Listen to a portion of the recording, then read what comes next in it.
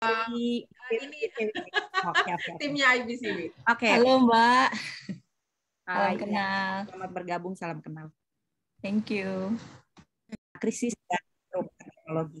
Kita belum mulai kan ya? Halo? Belum. Oke. Ini saya masih internal ya. Oke.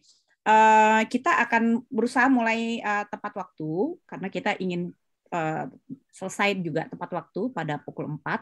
Karena biasanya kalau berpanjang-panjang nanti audiensnya juga meninggalkan Zoom-nya gitu. Jadi dan ini juga akan disiarkan ulang kembali nanti melalui radio KBR. Jadi akan ada proses editing sehingga kita juga tidak bisa terlalu berpanjang-panjang.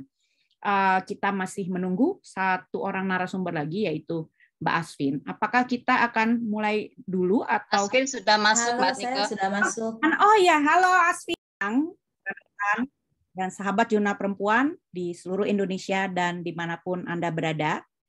Selamat datang di dalam acara peluncuran dan diskusi publik Jurnal Perempuan edisi 108 yang bertemakan perempuan pekerja di tengah krisis dan perubahan teknologi.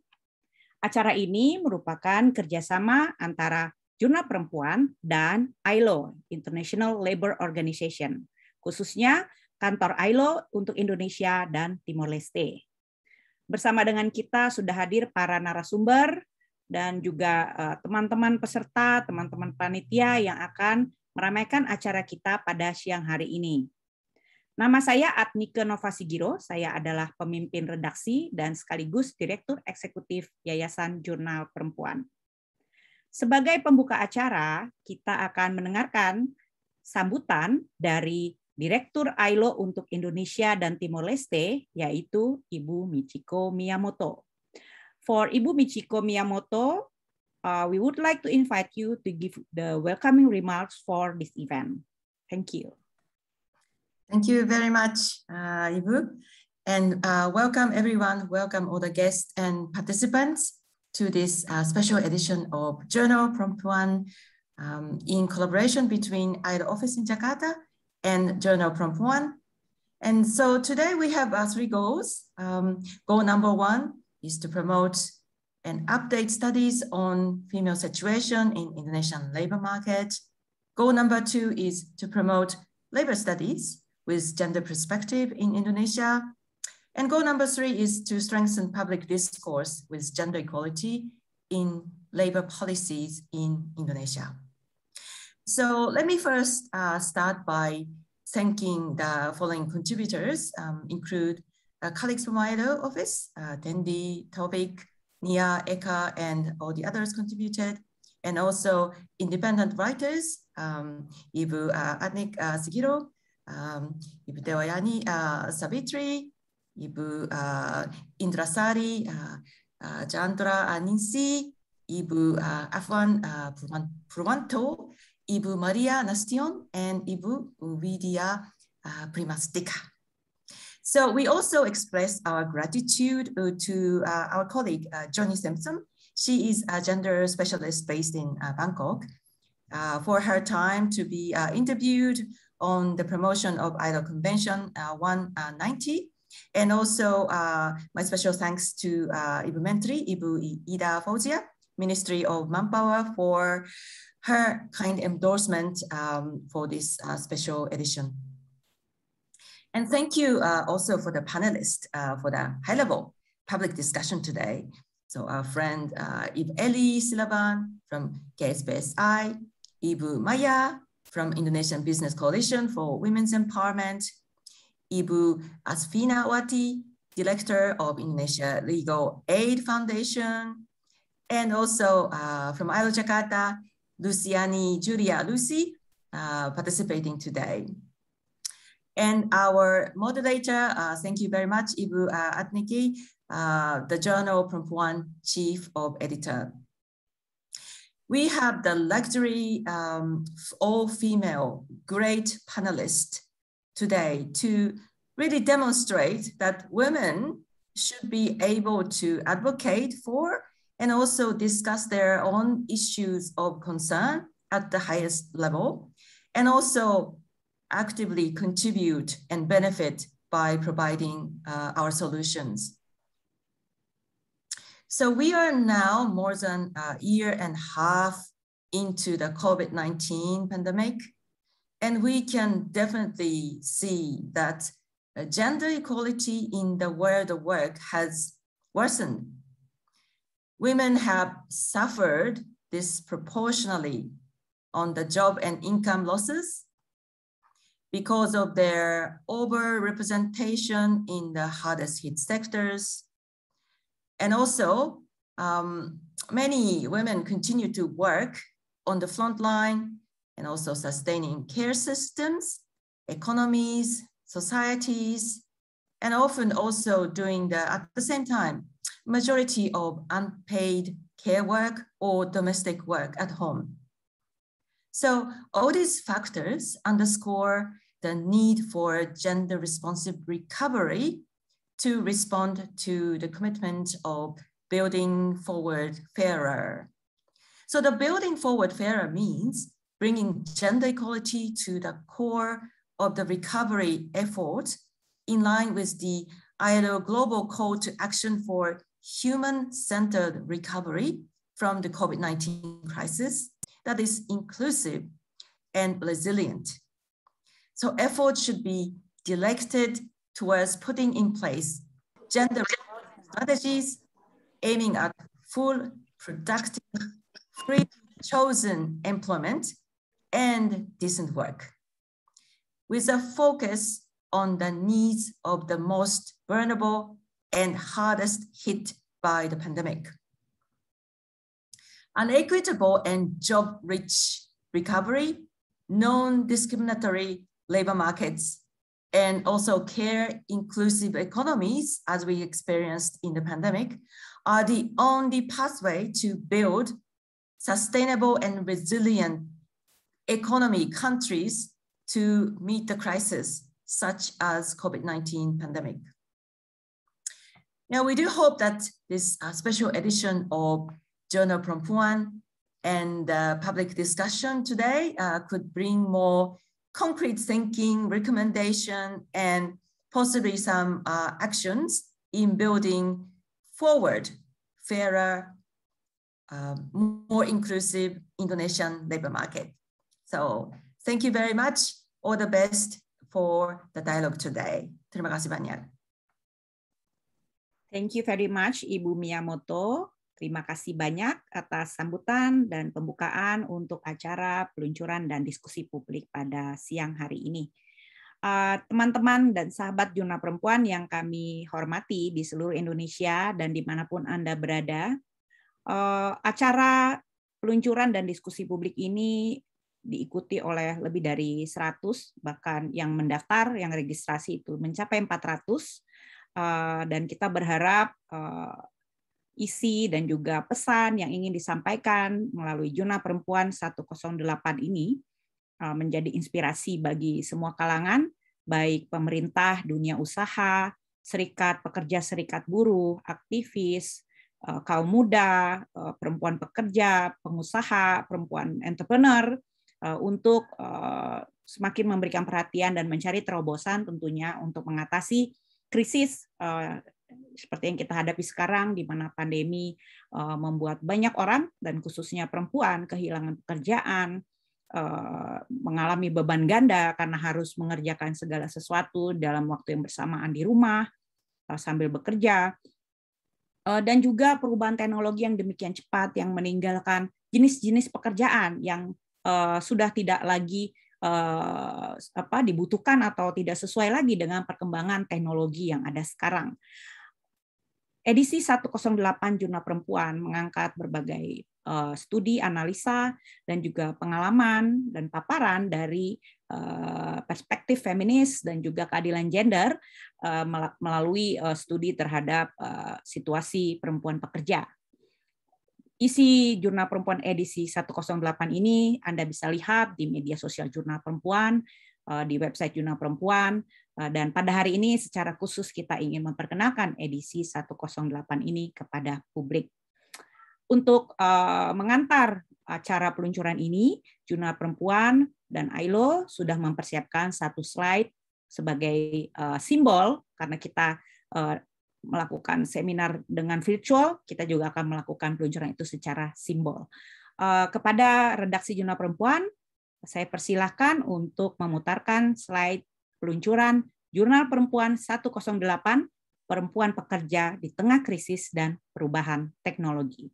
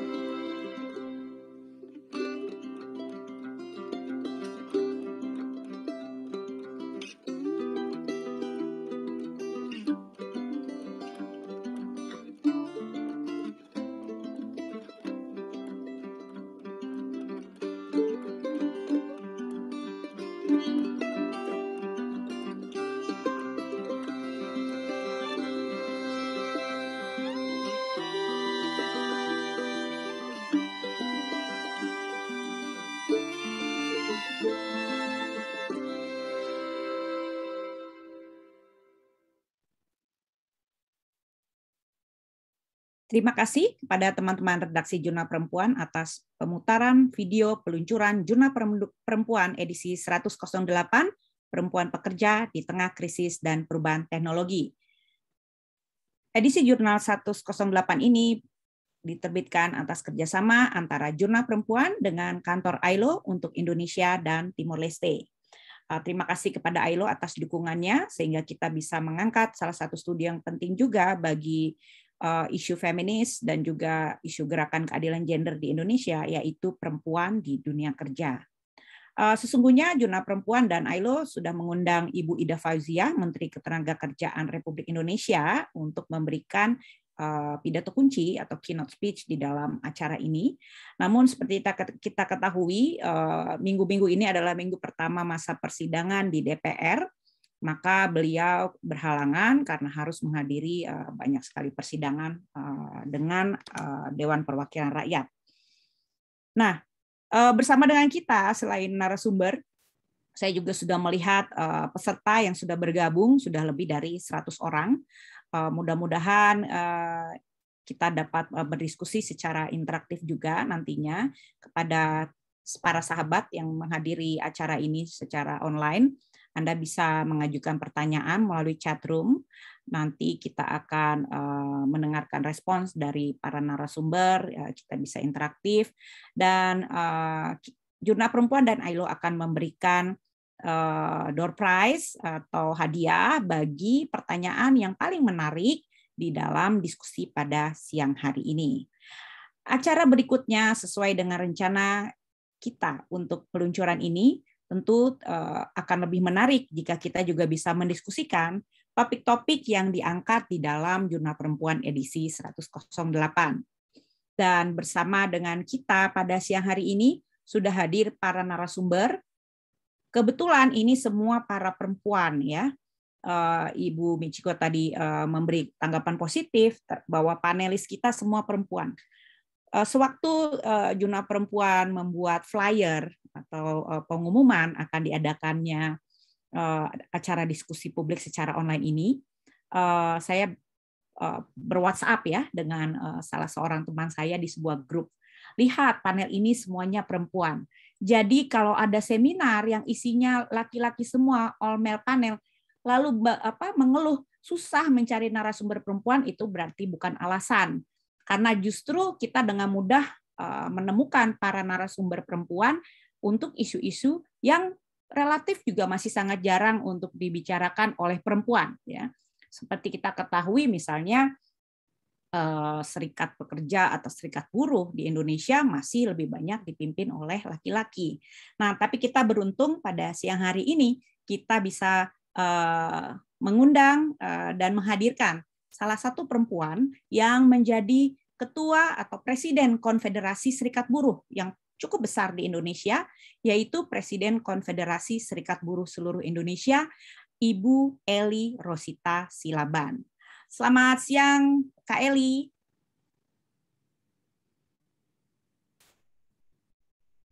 Halo, Kak Eli. Oke, ya. Selamat siang, selamat datang. Semoga dalam keadaan sehat. Terima kasih atas kesediaannya. Lalu bersama kita juga kita sudah hadir bersama kita Ibu Maya Juwita. Beliau adalah Direktur Eksekutif Indonesia Business Coalition for Women Empowerment. Selamat datang Mbak Maya, selamat siang. Selamat siang Mbak Nike, senang ketemu lagi ya. Udah lama kita nggak ketemuan. Kalau nggak ada Zoom malah nggak ketemu kita ya. Kalau iya. Blessing in disguise. Oke, selanjutnya adalah Ibu Asfinawati, Direktur Yayasan Lembaga Bantuan Hukum Indonesia atau yang lebih dikenal dengan singkatan YLBHI. Selamat siang Mbak Asvin.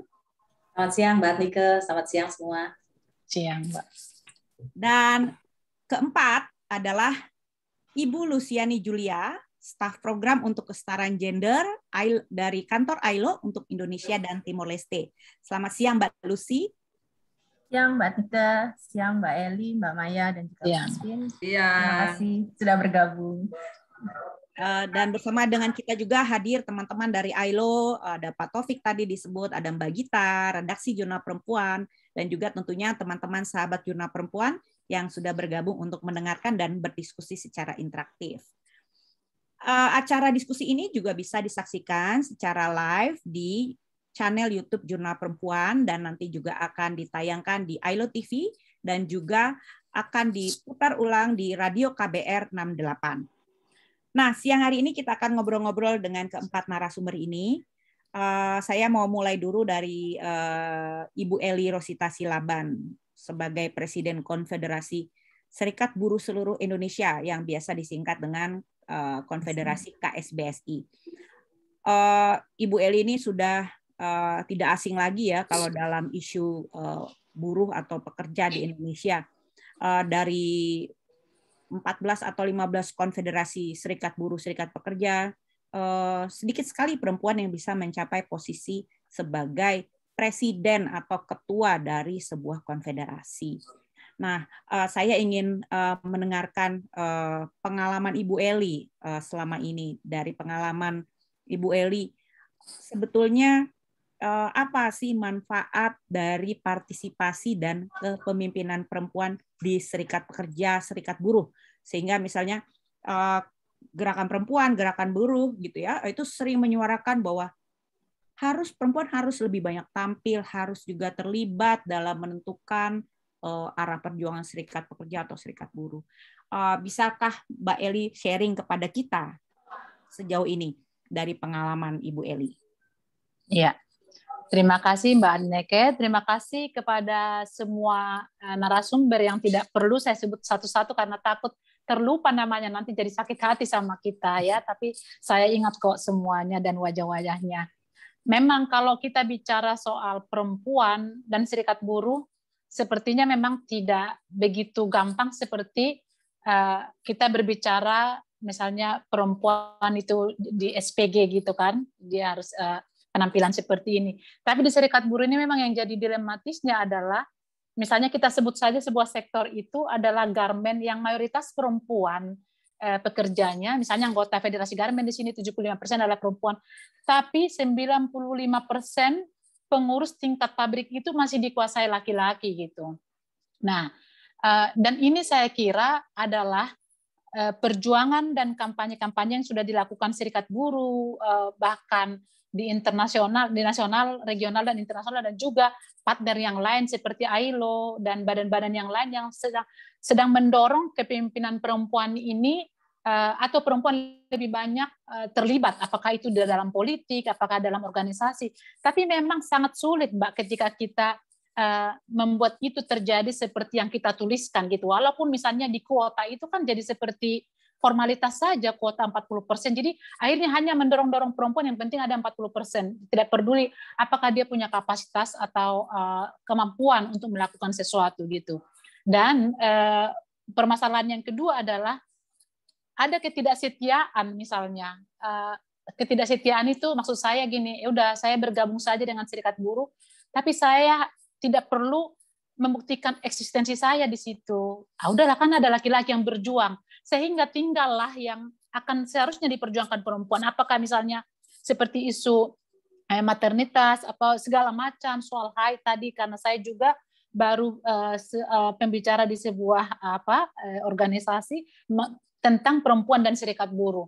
Nah, ketika kita perempuan-perempuan ini selalu menggantungkan nasib kepada laki-laki itu, memang mereka bukan tidak suka dengan keberadaan kita, tapi mereka pasti minim memikirkan bagaimana sih beratnya perempuan itu ketika dia tidak bisa menyusui panasnya payudara itu. Seperti laki-laki tidak mungkin bisa menjelaskan itu gitu. Atau misalnya ketika datang bulan, seperti di sebuah perusahaan harus dites katanya apakah dia sakit.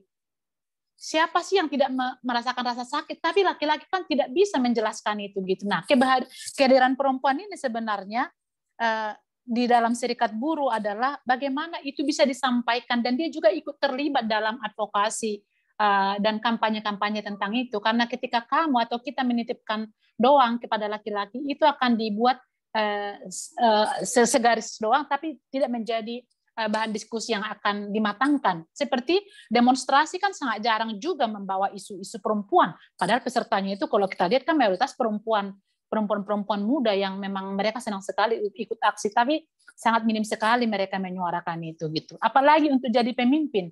Kalau dibilang misalnya laki-laki menghalang-halangi, saya tidak melihat lagi itu sekarang di serikat buruh atau serikat pekerja. Tapi kembali lagi, misalnya memang orang kan tidak akan mendorong kalau kita itu juga tidak memiliki sesuatu yang bisa didorong gitu. Karena mau bunuh diri kan istilahnya kita seperti itu. Dia mau jadi ketua, mau dibawa kemana organisasi ini? Dia tidak bisa ngomong, dia pemalu.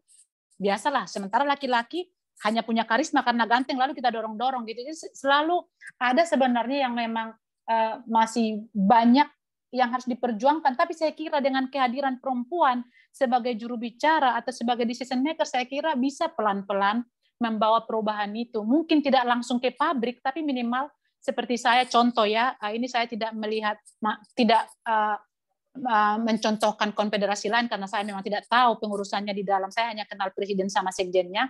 Misalnya di kita nih, saya bukan berarti teman-teman saya sekarang, tim saya itu perempuan 99%. Bukan karena saya perempuan ya, tapi memang saya lihat mereka ini adalah punya kemampuan, memang bisa bekerja, diberdayakan, kenapa tidak gitu. Jadi kalau selama ini mungkin kedekatan antara laki-laki dengan perempuan, kalau nanti berdiskusi ada yang gosipin, ini kan tidak dekat sama dia, kegenitan. Nah sekarang kita rubah itu. Kita dorong perempuan-perempuan, dan saya mengatakan saya malu apabila saya hanya kembang semusim. Jadi maunya adalah pengganti saya nanti. Jangan sekali doang konfederasi ini diduduki oleh perempuan gitu. Tapi memang masih sangat sulit, Mbak. Tidak semudah yang kita katakan ini. Baik, terima kasih Ibu Eli atas sharing pengalamannya. Kita akan kembali lagi kepada Ibu Eli nanti untuk memperdalam lagi bagaimana partisipasi perempuan, lalu dinamikanya perempuan di dalam serikat pekerja, serikat buruh di Indonesia melalui pengalaman Ibu Eli. Kita juga ingin melihat, ingin mendengar juga dari narasumber kita yang kedua, yaitu Ibu Maya Juwita. Beliau adalah Direktur Eksekutif Indonesia Business Coalition for Women Empowerment. Kita bicara mengenai perempuan di dunia kerja, di dunia usaha ya, yang sekarang sama seperti di serikat pekerja sebetulnya tidak ada rasa dihalang-halangi, tetapi tetap saja ada tantangan. Nah, bagaimana pengalaman atau analisa Ibu Maya terhadap situasi sekarang ya? Kita tahu pandemi ini banyak orang, termasuk perempuan pekerja, itu mengandalkan bekerja dari rumah atau bahasa kerennya working from home untuk tetap bisa produktif secara ekonomi. Ya. Bagaimana sih dunia usaha memandang fenomena di masa pandemi dengan working from home ini? Oke, makasih Mbak Nike untuk kesempatannya hari ini. Senang banget ya saya bisa juga ngobrol-ngobrol nih. Kita kan di sini modalnya ngobrol-ngobrol nih Mbak Nike ya. Jadi gini, kalau dari awal pandemi ini, saya mungkin bisa terangkan sedikit bahwa IBCW kan bekerja, member-member kita banyak yang mix ya, antara yang manufacturing dengan yang white collar. Jadi antara blue collar workers sama yang white collar workers. Tadi saya senang tuh dengar omongannya Kak Eli bahwa ya perempuan di serikat pekerja gitu ya belum banyak. Bener tuh Kak Eli, saya juga karena beberapa member kita kan garment ya gitu loh. Dan bahkan lebih jauh lagi itu yang saya dengar malah diskriminasi terhadap laki-laki di dunia garment itu ya dianggap sah-sah aja gitu loh. Padahal kalau kita bicara soal kesetaraan gender ya, kalau kita bayangkan laki-laki dengan pendidikan katakanlah cuma SMP, tinggal di daerah Jawa Tengah gitu, terus mau kerja di pabrik nggak bisa karena dia didiskriminasi, dia laki-laki gitu.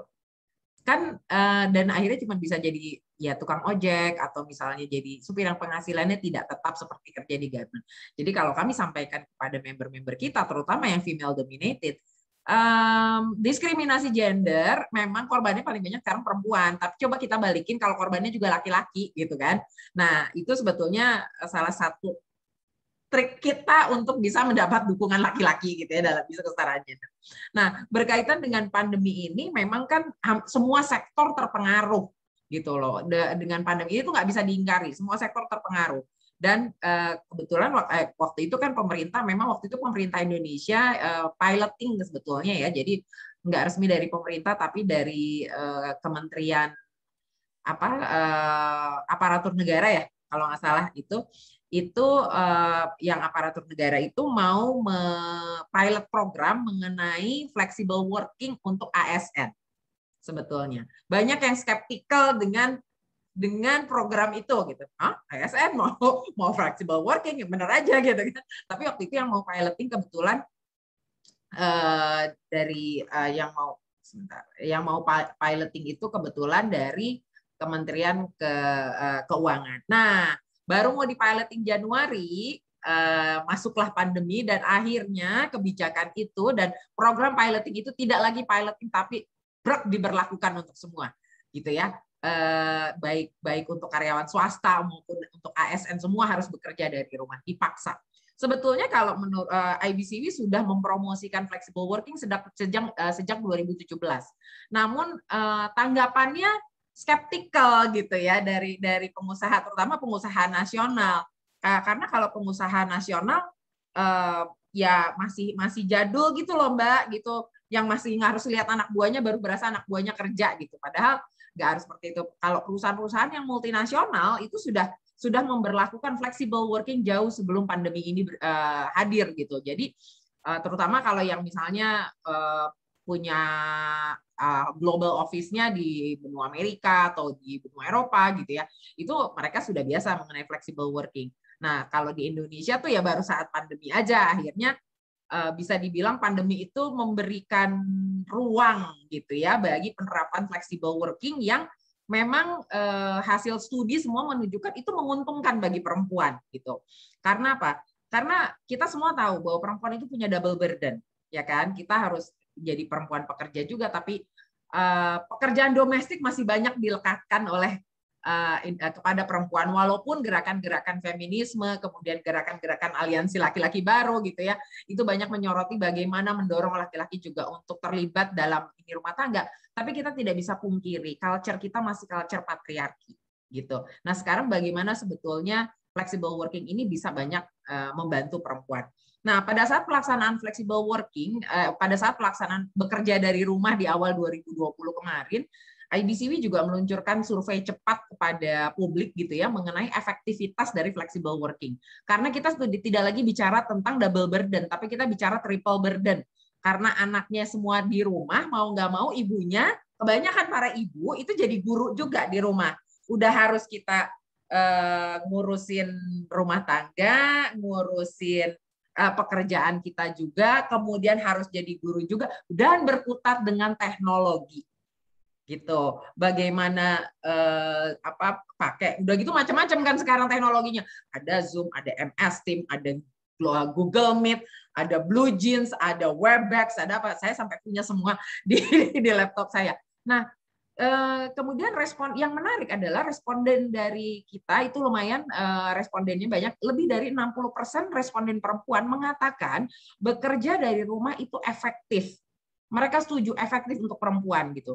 Nah sekarang ini kan terus kemudian efektifnya dari mana? Karena bisa nyambi katanya, bisa nyambi kiri kanan segala macam. Malah yang responden laki-laki mereka setuju itu efektif, tapi mereka lebih banyak terganggu pada saat flexible working gitu. Pada saat bekerja dari rumah. Kalau yang perempuan udah biasa gitu kan, kita udah biasa multitasking di rumah gitu, habis meeting. Oh iya, menjelang meeting berikutnya, bentar, telepon Mbak dulu di rumah. Anak-anak hari ini udah makan belum? Itu biasa banget bukan buat perempuan gitu loh. Jadi itu bukan hal yang aneh gitu loh. Nah, tapi juga kemudian bagaimana dunia usaha menyikapinya, beberapa yang kita sempat dicurhatin lah gitu ya sama dunia usaha sendiri, terutama bagi yang manufacturing.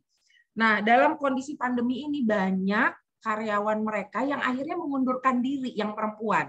Karena tidak sanggup untuk coping antara dia harus ngurus rumah tangga, jadi guru juga di rumah, kemudian juga harus bekerja, akhirnya mereka resign. Waktu itu jumlahnya sampai salah satu member kita itu melaporkan hampir 5.000 karyawannya dia resign. Padahal pandemi ini ada pengaruhnya terhadap mereka, tapi lebih kepada pengaturan kerja, tapi dari segi ekspor dan lain-lain, ya terganggu tapi nggak banyak, itu nggak sampai membuat mereka menjadi harus lay off karyawan dan lain-lain. Nah ini juga menjadi kesulitan dan mereka gimana ya cara meyakinkannya, gimana ya cara meyakinkan para spouse-nya perempuan ini untuk bantu dong anaknya sekolah dari rumah supaya ibunya tetap bisa kerja. Itu yang dikeluhkan oleh dunia usaha. Hal lain yang juga dikeluhkan, ini dari sisi karyawannya, bagaimana tingkat ketidakpercayaan supervisor kepada anak buahnya. Jadi yaitu tadi maksa kerja dari, mau nggak mau harus kerja dari rumah. Tapi kemudian harus pantengin terus entah Zoom-nya, entah apa semua jenis aplikasi lah yang bisa buat ini untuk selalu membuat mereka kelihatan bekerja gitu. Padahal kan esensi dari bekerja dari rumah ini bisa ngurusin yang lain juga gitu. Bahkan pada saat ada relaksasi dari pemerintah yang membolehkan untuk masuk kerja lagi, beberapa perusahaan itu memaksa karyawannya untuk tetap masuk. Padahal resiko terpapar di jalan, yang kemudian bawa virusnya ke rumah, itu nggak dipikirkan. Tapi tentu saja beberapa yang seperti itu, tapi banyak juga yang kemudian memikirkan bagaimana ya gitu loh, ini bisa berjalan untuk karyawan perempuan saya gitu loh. Itu di awal-awal pandemi 2020 itu masih bicara pengaturan. Bagaimana bisa memberikan pengaturan bagi karyawan perempuan. Yes, kemudian responden perempuan mengatakan mereka merasa terbantu ya dengan adanya flexible working ini. Mereka bisa menjadi lebih produktif.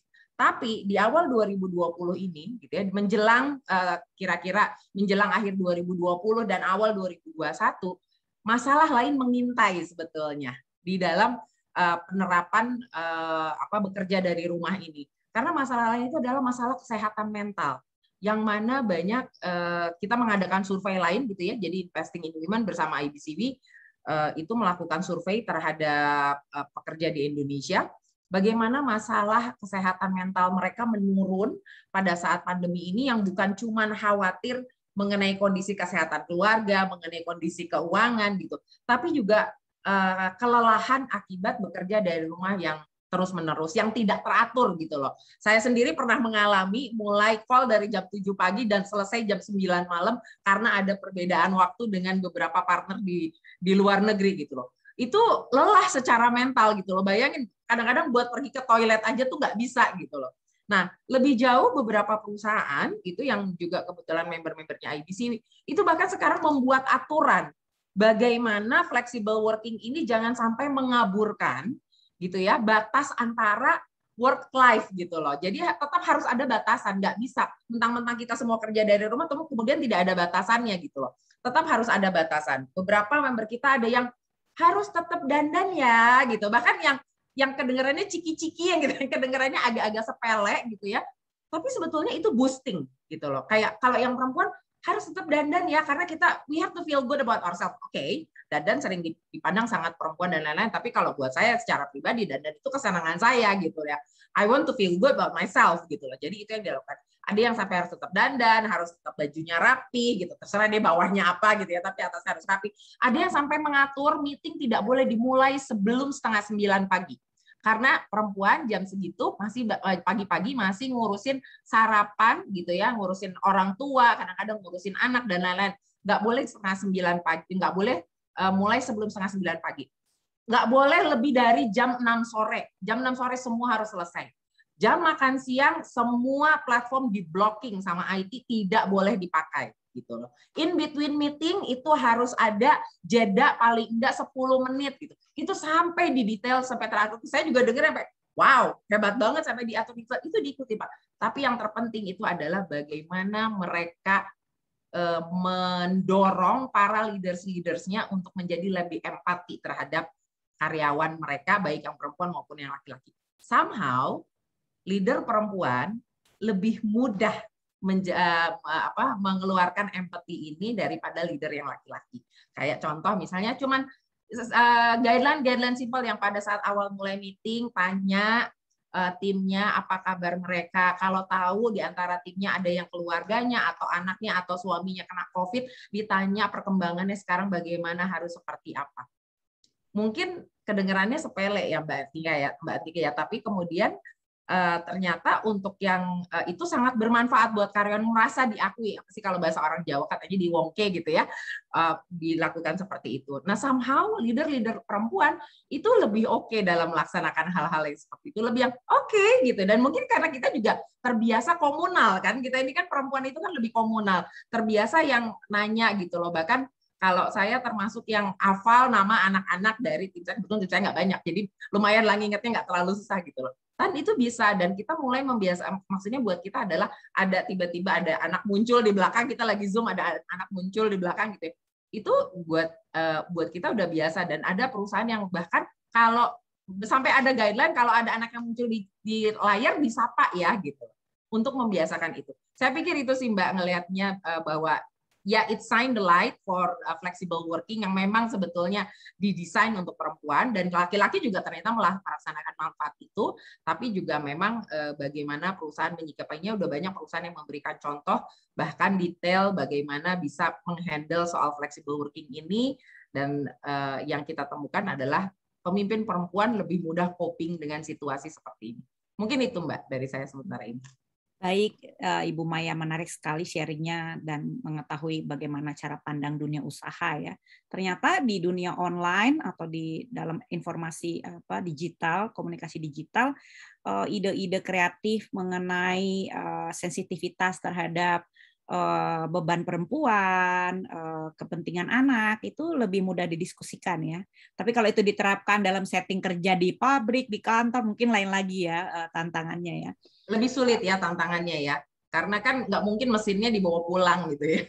Jadi ya sebetulnya yang kasihan betul memang hanya di manufacturing, udah ketakutan terpapar COVID ya tetap harus bekerja, kalau nggak biasanya uang transport hilang, uang makan hilang gitu kan. Kan mereka kan level-level yang bukan yang kayak kita gitu kan, mau kerja sampai jam berapapun ya udah gajinya sama aja gitu kan. Kalau mereka kan nggak ada mengandalkan lembur dan lain-lain. Mungkin itu juga yang menjadi tantangan ya.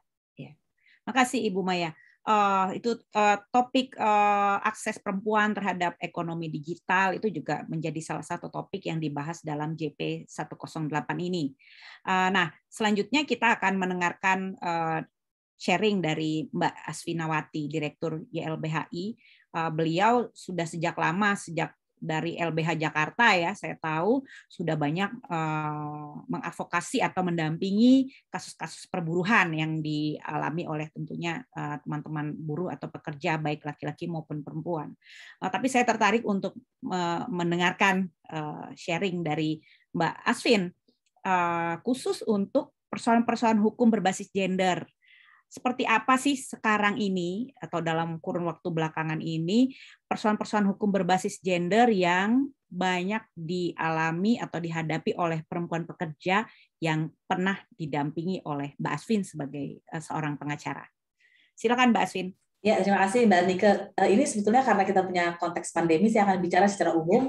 dan ada yang konteks pandemi, karena data YLBHI di 17 provinsi itu menunjukkan ada perubahan tipologi kasus karena pandemi. Jadi secara umum sebetulnya ada dua yang bisa kita bagi ya kalau persoalan hukum berbasis gender, satu yang sangat khas perempuan, dan satu yang kalau kita lihat secara sepintas pertama kali seakan-akan itu bukan isu perempuan, itu isu buruh secara umum, bukan isu buruh perempuan. Tapi begitu kita lihat lebih dalam, ternyata itu ada isu gendernya juga. Yang pertama yang khas sangat perempuan tentu saja adalah kekerasan seksual, termasuk pelecehan seksual yang banyak sekali ini ya. Dan ini sebenarnya kategorinya ada dua lagi, yang memang berlaku umum, dan ada yang bentuknya serangan karena buruh perempuan ini aktif berorganisasi, berserikat, menjadi pengurus, atau setidak-tidaknya ikut dia berunding gitu. Meskipun karena kan tidak untuk berunding itu tidak perlu ada serikat. Undang-Undang Tenaga Kerja mengatakan begitu asal bisa. Dan ini sepertinya laki-laki jarang sekali gitu ya yang serangannya itu kemudian mendapatkan ancaman kekerasan seksual. Nah, untuk yang seolah-olah secara umum PHK, dan ini terutama di konteks pandemi datanya PHK, pemberhentian layoff ya, dirumahkan tanpa pesangon dan lain-lain, itu seakan-akan berlaku umum. Tapi ada beberapa kasus, dan ini perlu kita telusuri apakah seberapa besar datanya ya. Ada buruh perempuan yang didahulukan, atau dia bahkan merasa dia didahulukan untuk diberhentikan daripada yang buruh laki-laki, dengan alasan ya karena pasti dianggap perempuan itu pertama nggak akan menolak, dan kedua dia bukan penopang utama keluarga, sehingga pendekatannya begitu, kamu kan bukan yang utama di keluarga. Dan ini sebetulnya berakar dari Undang-Undang Perkawinan ya 174 yang mengatakan perempuan adalah ibu rumah tangga. Jadi apa yang terjadi di dunia kerja itu sangat punya kaitan dengan Undang-Undang Perkawinan kita.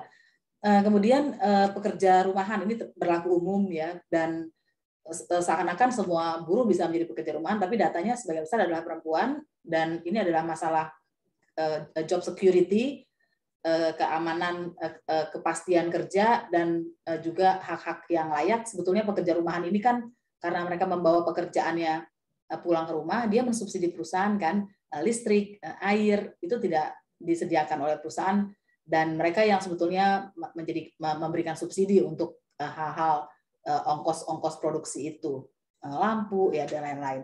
Dan juga ada persoalan hubungan kerja, dan hubungan kerja ini soal kontrak outsourcing memang berlaku umum, tapi untuk perempuan ini punya konteks yang lebih rumit karena mereka itu biasanya disodori kontrak untuk berjanji tidak menikah atau tidak hamil. Jadi ini ada irisan lagi dengan hak reproduksi perempuan. Pasti mikirnya rugi gitu ya, perusahaan cuma 3 bulan, cuma 3 tahun gitu dulu sebelum Undang-Undang Omnibus Law Cipta Kerja, terus kemudian cuti 3 bulan, cuti melahirkan. Dan di konteks pandemi lagi ada data yang sangat mencolok tentang pelanggaran hak kesehatan, mulai dari soal informasi sampai kucing-kucingan gitu dengan otoritas ya, pemerintah misalnya harusnya cuma masuk 50%, masuk 25%, tapi sebetulnya buruh yang disuruh masuk lebih dari itu. Dan perempuan di sini rata-rata merasa tidak punya daya tawar yang cukup karena sudah pandemi, dianggap pekerjaannya sebagian besar kan potret buruh perempuan di sektor manufaktur, khususnya tekstil, tekstil dan sepatu dan lain-lain itu kebanyakan perempuan, dan mereka ada di posisi yang produksi bukan di level manajemen. Jadi daya tawar mereka sangat rendah, apalagi situasi pandemi, dan ini sebetulnya semacam kutukan bawaan dari tipologi sektor manufaktur Indonesia yang pekerjaan-pekerjaan tertentu lebih banyak perempuannya, dan itu biasanya upah sektoralnya rendah seperti garment ya. Dan saya pikir ini ada kaitan yang sangat erat, dianggap menjahit atau PRT, pekerja rumah tangga, itu kan pekerjaan yang biasa buat perempuan, dan karena itu dikategorisasi itu tidak skill, tidak membutuhkan keterampilan, atau setidak-tidaknya low skill gitu, dan karena itu upahnya juga rendah, dan ketika ada situasi pandemi mereka juga paling rendah daya tawarnya. Itu Mbak Adnike kasus-kasus, tapi ada satu yang menengahi itu semua. Jadi sebetulnya di awal-awal pandemi 2020 LBH itu buka pos pengaduan untuk kawan-kawan buruh, termasuk buruh perempuan yang di PHK atau dirumahkan tanpa upah, karena kami sudah menduga.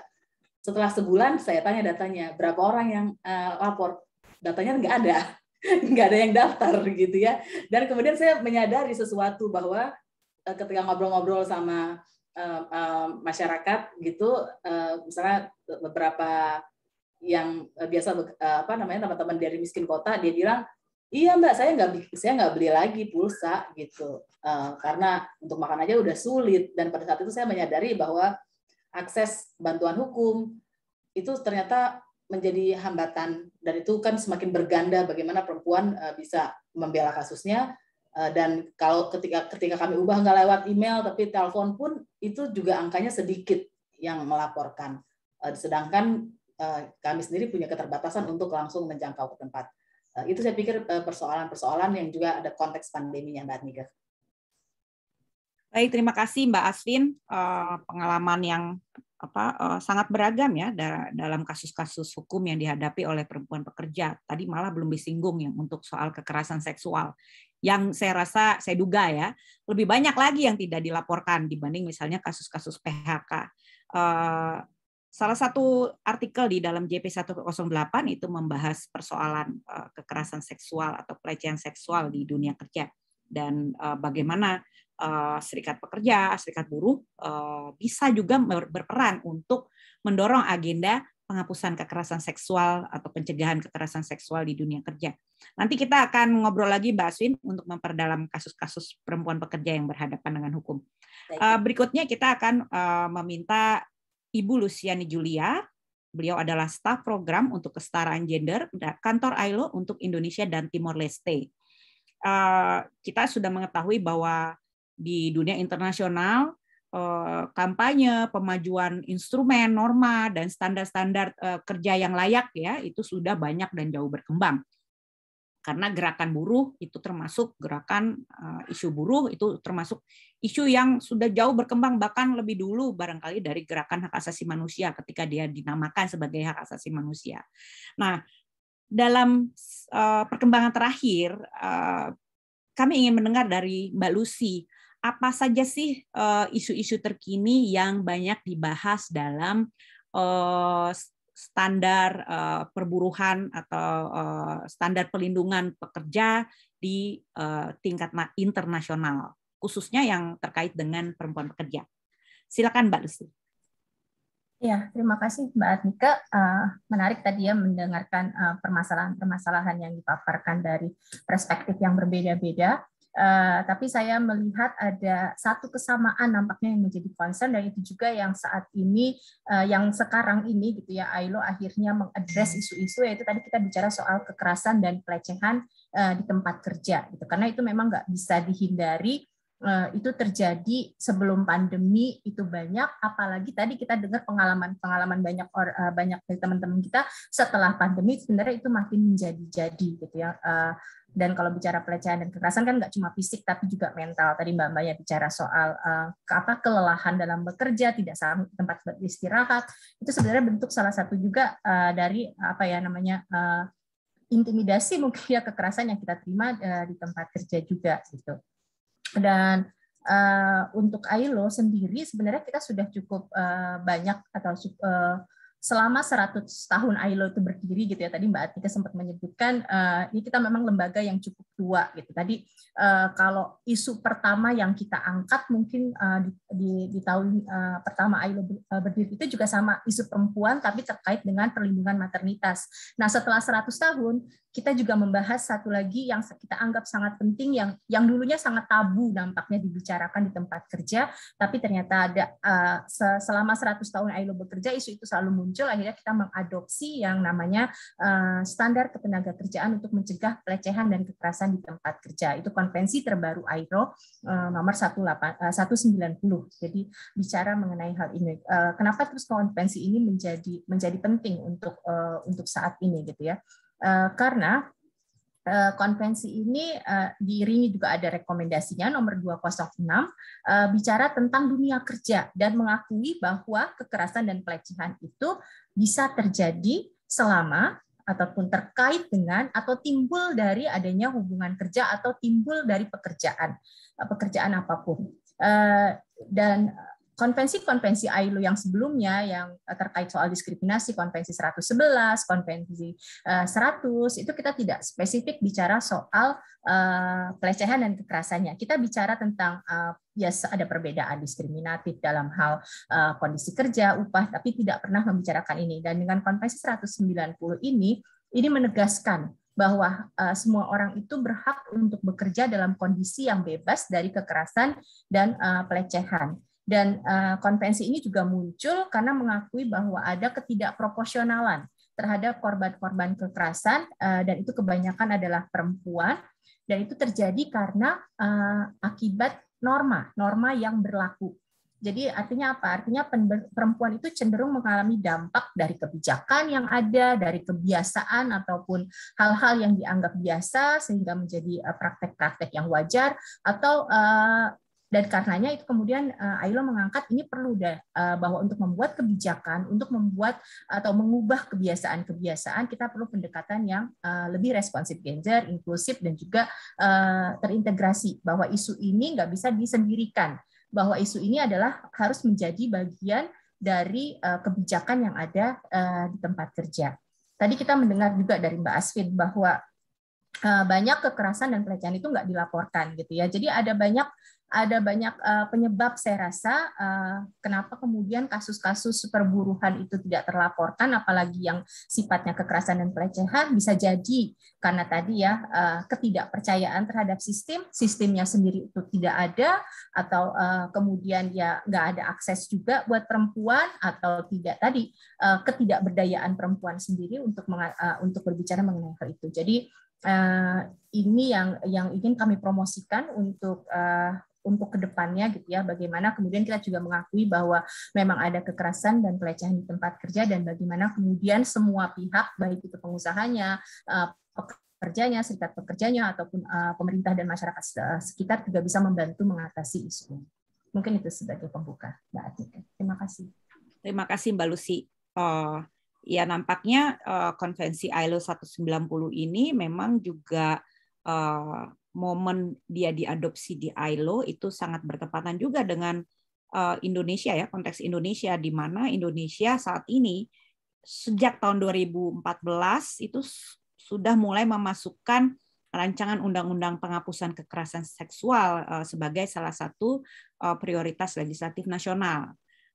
Nah, semoga kedua instrumen yang berusaha melindungi perempuan pekerja dan juga pekerja sebetulnya di dunia kerja dari pelecehan dan kekerasan ini bisa berjalan saling mendukung ya, amplify each other gitu dalam advokasi kebijakan di dunia internasional maupun di Indonesia.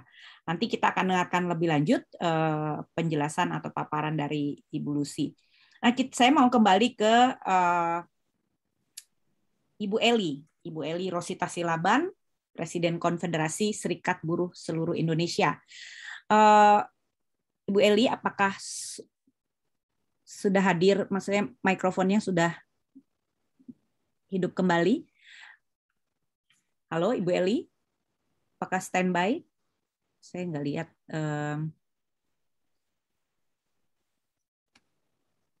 Kayaknya hilang ya Ibu Eli ya. Teman-teman panitia tolong dikontak ya Ibu Eli, mungkin ada kesulitan teknis. Saya akan berlanjut ke narasumber yang lain tadi untuk tuh, Kak Eli udah muncul tuh. Sudah. Oke. Halo, Ibu Eli. Ya, oke. Ibu, kita kembali kepada Ibu sebagai seorang Presiden Konfederasi Serikat Buruh seluruh Indonesia.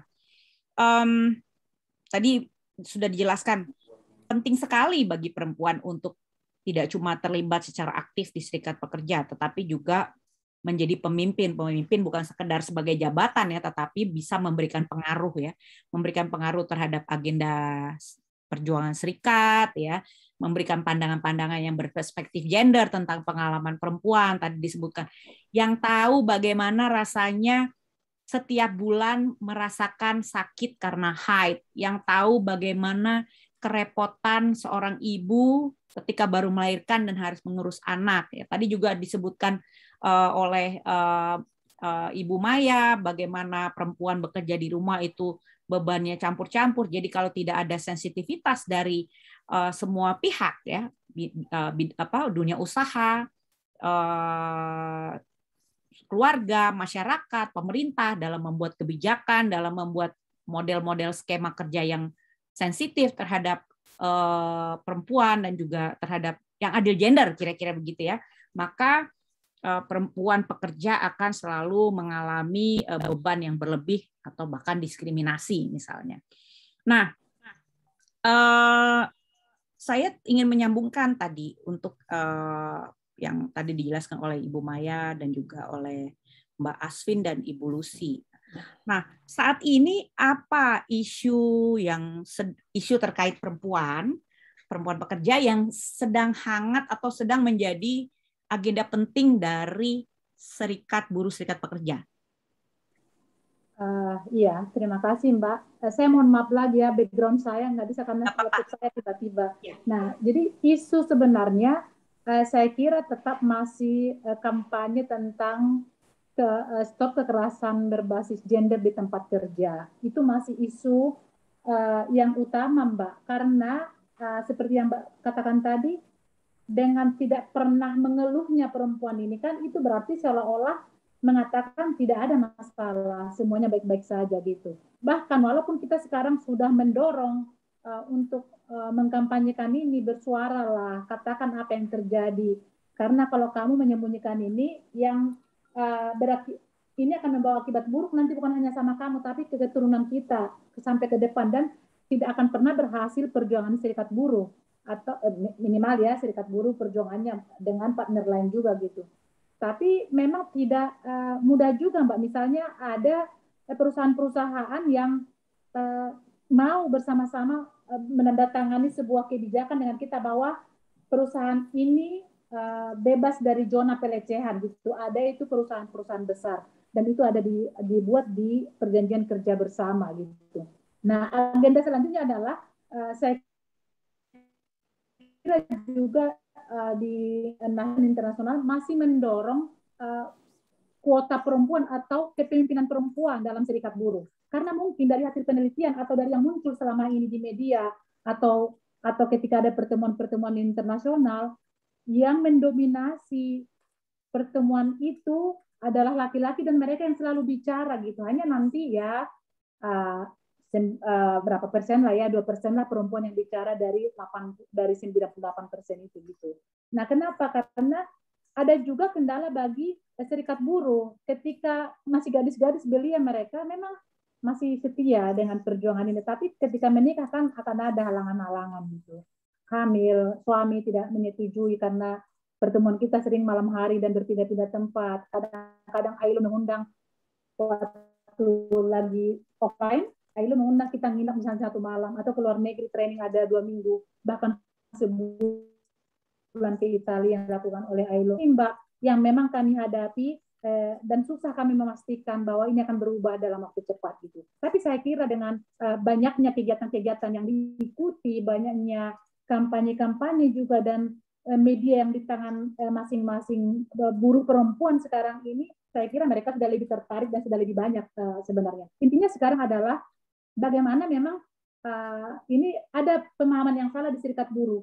Ketika saya mengambil posisi untuk menjadi ketua umum misalnya, ada orang mengatakan bahwa saya ini mau bertanding sama laki-laki. Sebenarnya bukan itu gitu loh. Jadi ada yang mengatakan kita harus melawan laki-laki, bila perlu laki-laki tidak ada di sini. ada yang salah menjelaskan itu, bahkan itu dari pimpinan buruhnya sendiri gitu. Bagi saya adalah tidak jumlahnya itu yang menentukan kamu itu didengar. Tapi ketika kamu masuk dalam struktur decision maker itu, mungkin suara kamu itu bisa mewakili jutaan orang yang ada di sana gitu. Dan itu akan menggambarkan kenapa dia bisa, saya juga pasti bisa gitu. Jadi memang saya berterima kasih juga kepada AILO yang memang bekerja sama juga dengan konfederasi kita untuk program tentang isu gender ini. Tapi memang untuk membuat ini menjadi sebuah langkah dan memiliki terobosan yang sangat bagus, saya kira kalau tidak bersama-sama dengan stakeholder yang lain dan konfederasi lain juga harus membuat ini menjadi isu prioritas, baru kita agak merdeka sedikit. Tapi kalau hanya sebuah konfederasi yang concern dengan perjuangan tentang isu-isu gender ini, saya kira memang akan menjadi sulit kita menghasilkan sesuatu. Ya, terima kasih Bu Eli. Saya tuh ketika redaksi menyusun edisi 108 ini, kemudian saya membaca lebih banyak ya undang-undang serikat buruh, serikat pekerja, undang-undang tenaga kerjaan. Memang berbeda dengan undang-undang politik, misalnya undang-undang pemilu yang sudah ada klausa mengenai keterwakilan perempuan. Di undang-undang serikat pekerja, serikat buruh itu belum ada, bahkan kata perempuan, kata gender. Jadi pengarus utamaannya memang belum ada sama sekali. Jadi dianggap kalau perempuan tidak tampil di serikat pekerja sebagai pemimpin, anggota yang aktif, ya itu memang karena perempuannya tidak mau begitu ya, take it for granted katanya istilahnya. Nah, nanti kita akan diskusi, mungkin nanti dari audiens akan ada pertanyaan terkait serikat pekerja, serikat buruh. Ibu Eli nanti bisa mengeksplorasi lebih lanjut lagi. Bagi para sahabat Jurnal Perempuan yang mengikuti acara ini, nanti akan ada kesempatan untuk mengajukan pertanyaan. Anda bisa mengajukan pertanyaan di kolom Q&A atau di kolom chat. Nanti panitia akan memilih pertanyaan yang akan diajukan kepada narasumber dan panitia akan memberikan door prize untuk pertanyaan terbaik. Tentu subjektif berdasarkan penilaian panitia, harap maklum. Karena kita akan menghabiskan waktu kalau harus pakai voting ya. Jadi tetap semangat dan ikuti terus acara ini. Kita akan kembali ke Ibu Maya kemudian. Tadi udah banyak cerita mengenai pentingnya akses ya terhadap informasi teknologi di masa pandemi ini, karena berbagai jenis kegiatan ekonomi, kegiatan belajar, termasuk kalau kita mau periksa dokter saja sekarang sudah memanfaatkan teknologi digital, komunikasi digital.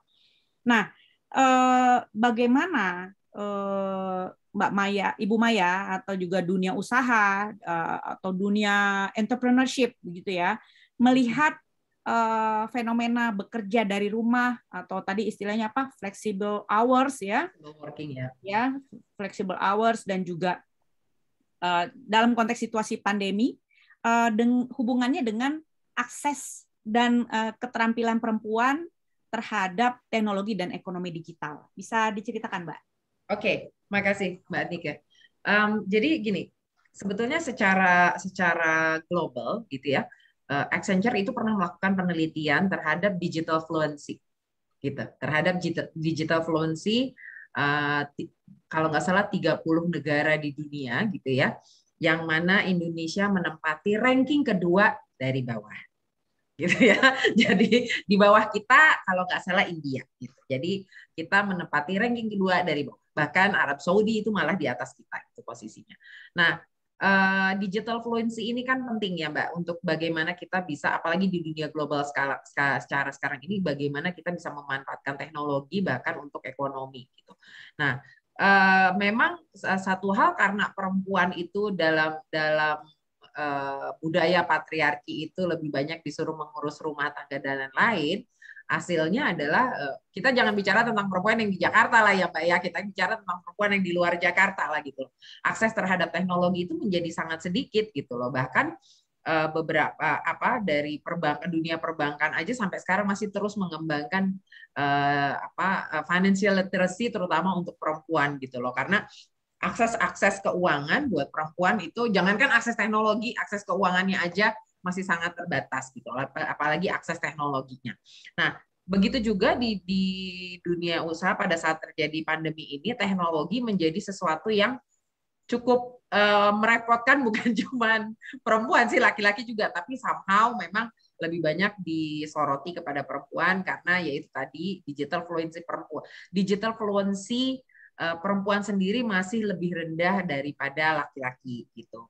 Nah, mungkin Mbak Tika pernah lihat ya, kita pernah viral di dunia beberapa bulan yang lalu. Netizen Indonesia paling tidak sopan sedunia gitu kan.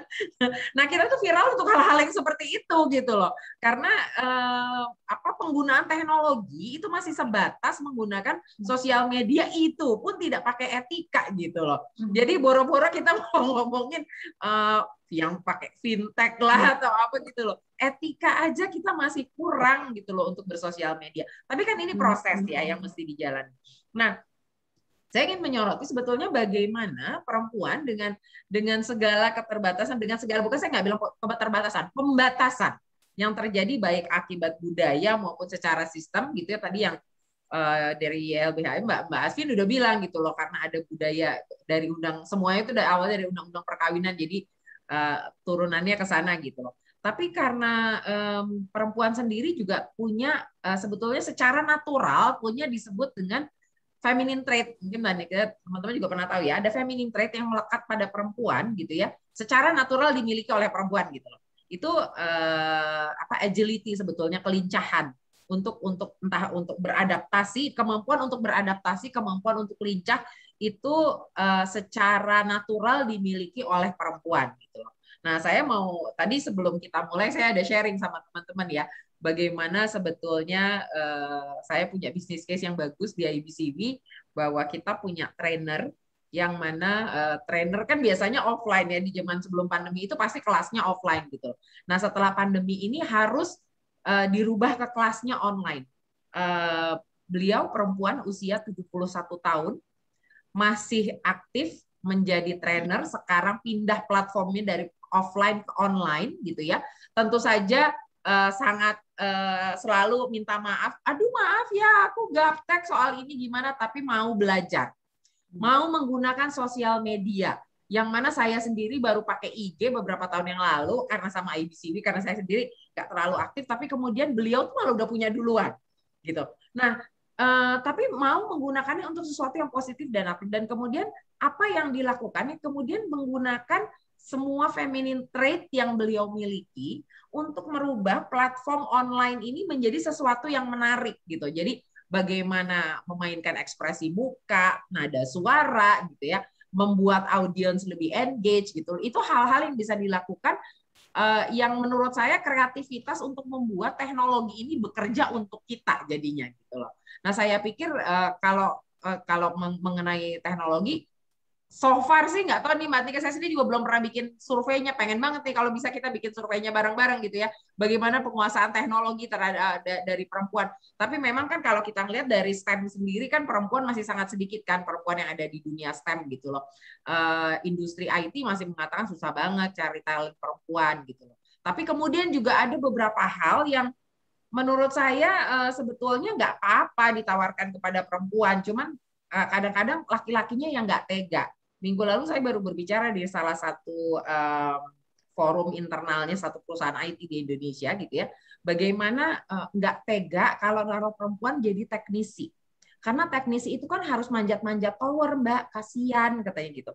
Saya sampaikan, Pak, sebetulnya saya mengutip kata-kata dari managing director-nya McKinsey yang mengatakan bahwa salah satu musuh terbesar dari kesetaraan gender itu adalah laki-laki dengan niat baik. Itu yang sudah segini. Ya tapi kan niatnya baik, betul Pak. Bukannya berarti kemudian perempuannya harus dipaksa gitu loh. Enggak. Tapi kenapa ditawarkan aja? Bukan kondisi kerjanya yang didikris. Kalau kita bicara tentang masalah nggak aman untuk perempuan, nggak aman juga buat laki-laki gitu ya. Ini kata-katanya Ibu Febriani Edi, CEO-nya Vale Indonesia, yang mana mining industry itu laki-laki banget. Sekarang CEO-nya perempuan gitu kan. Dia bilang kalau nggak aman buat perempuan ya nggak aman juga buat laki-laki. Nah sekarang bagaimana perempuan juga tahu gitu ya, tahu resikonya kerja di situ gitu. Misalnya mau jadi teknisi, dia tahu harus manjat tower, tapi pada saat melaksanakan pekerjaannya, kemudian aduh saya nggak mau manjat tower deh soal saya perempuan, ya nggak bisa juga kali kayak gitu kan. Jadi kalau memang misalnya tahu resikonya dan mau dan kemudian dijalankan, ya harus dikasih ruang gitu loh. Jangan karena kasihan gitu ya.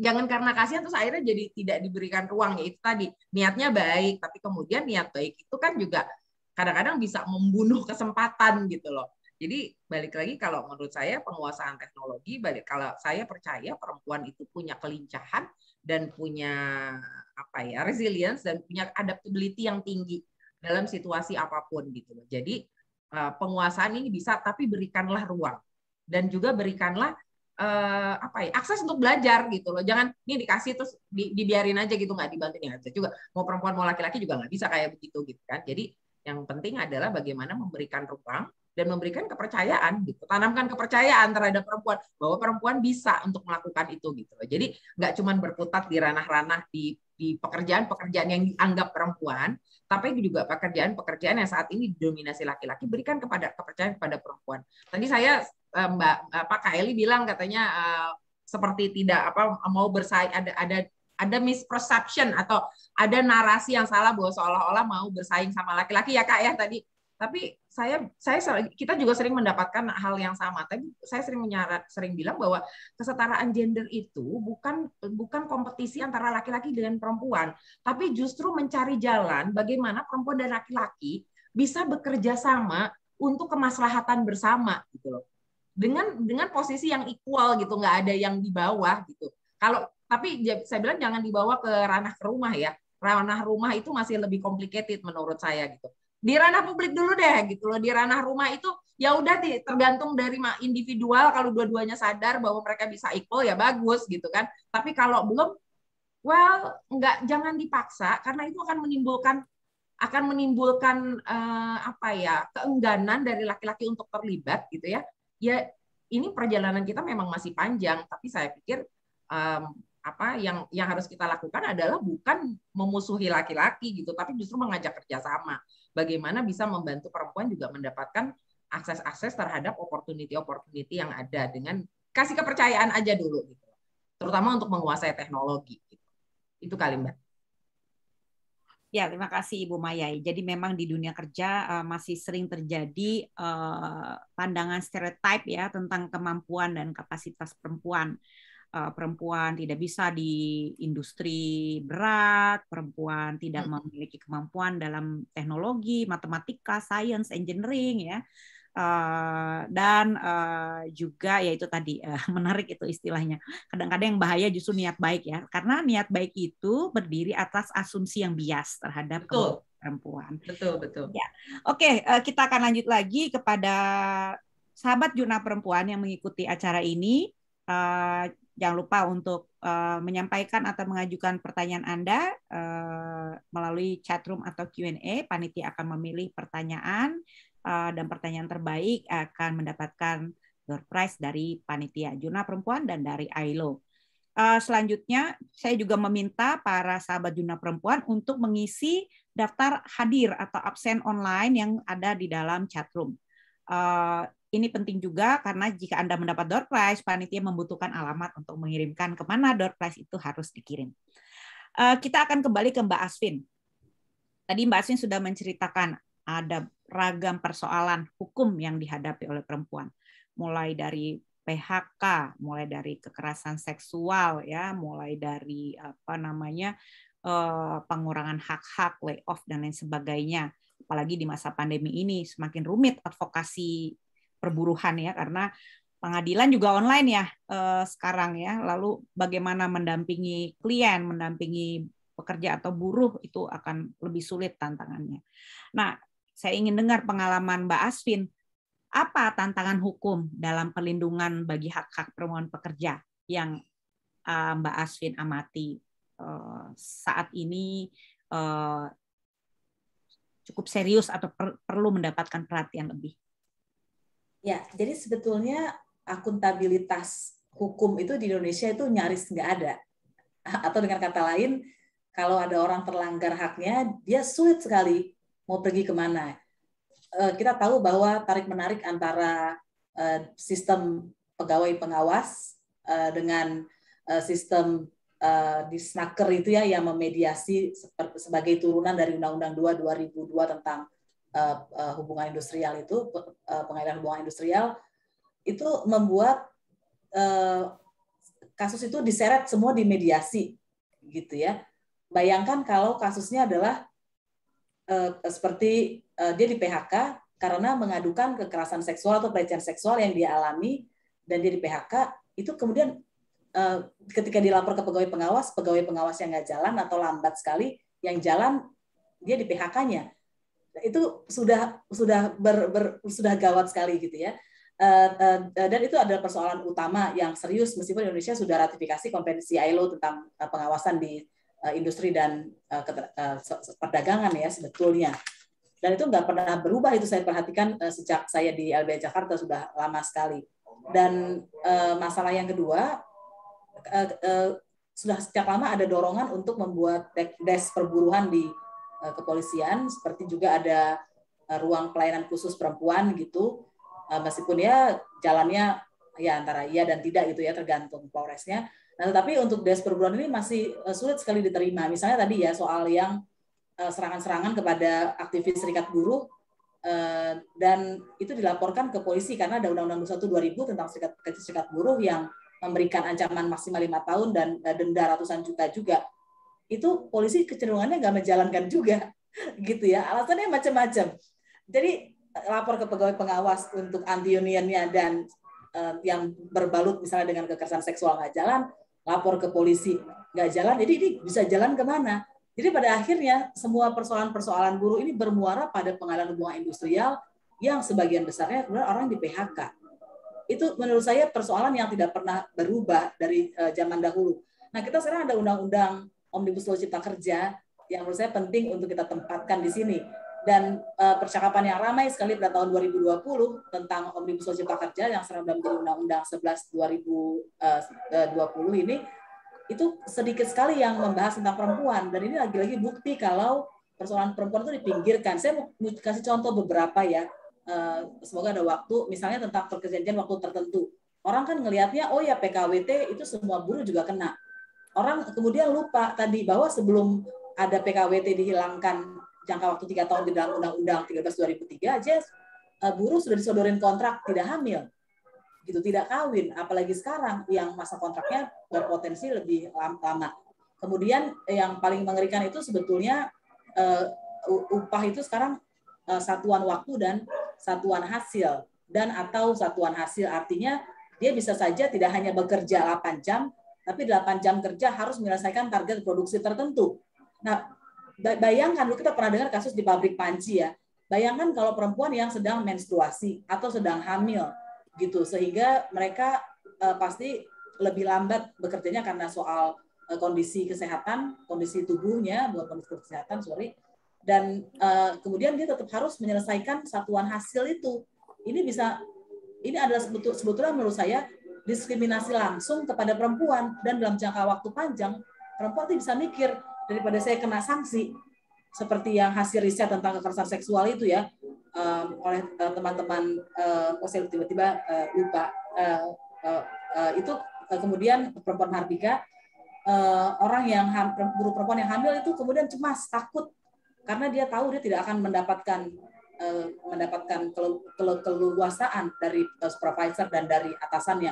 Nah, ini juga lama-lama saya pikir Omnibus Law Cipta Kerja ini sebagai bentuk diskriminasi langsung bisa membuat perempuan mikir untuk masuk ke sektor-sektor tertentu, dan kemudian dia mengalah sebelum berjuang. Saya nggak masuk aja daripada nanti saya menimbulkan masalah, daripada saya kena masalah seperti kawan buruh saya yang lain.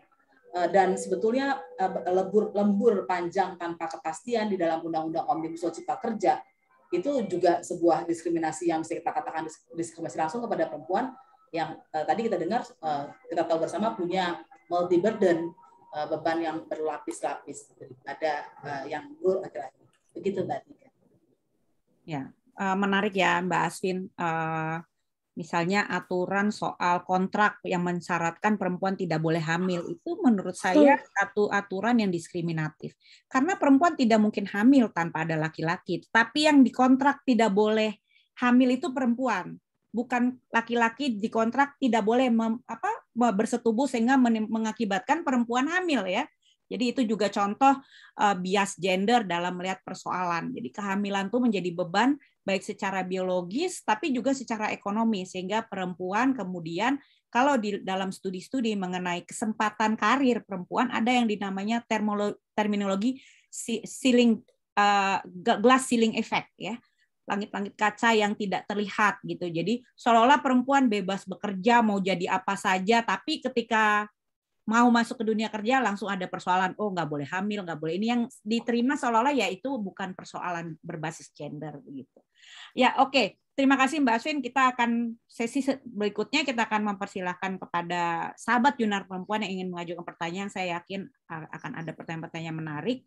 Sebelum kita masuk ke situ, saya mau kembali ke Mbak Lucy. Mbak Lucy, tadi Mbak Lucy sudah menjelaskan salah satu instrumen standar perburuhan internasional yang terbaru, yang penting dan menjadi perhatian dunia internasional adalah Konvensi ILO 190 tentang pelecehan dan kekerasan.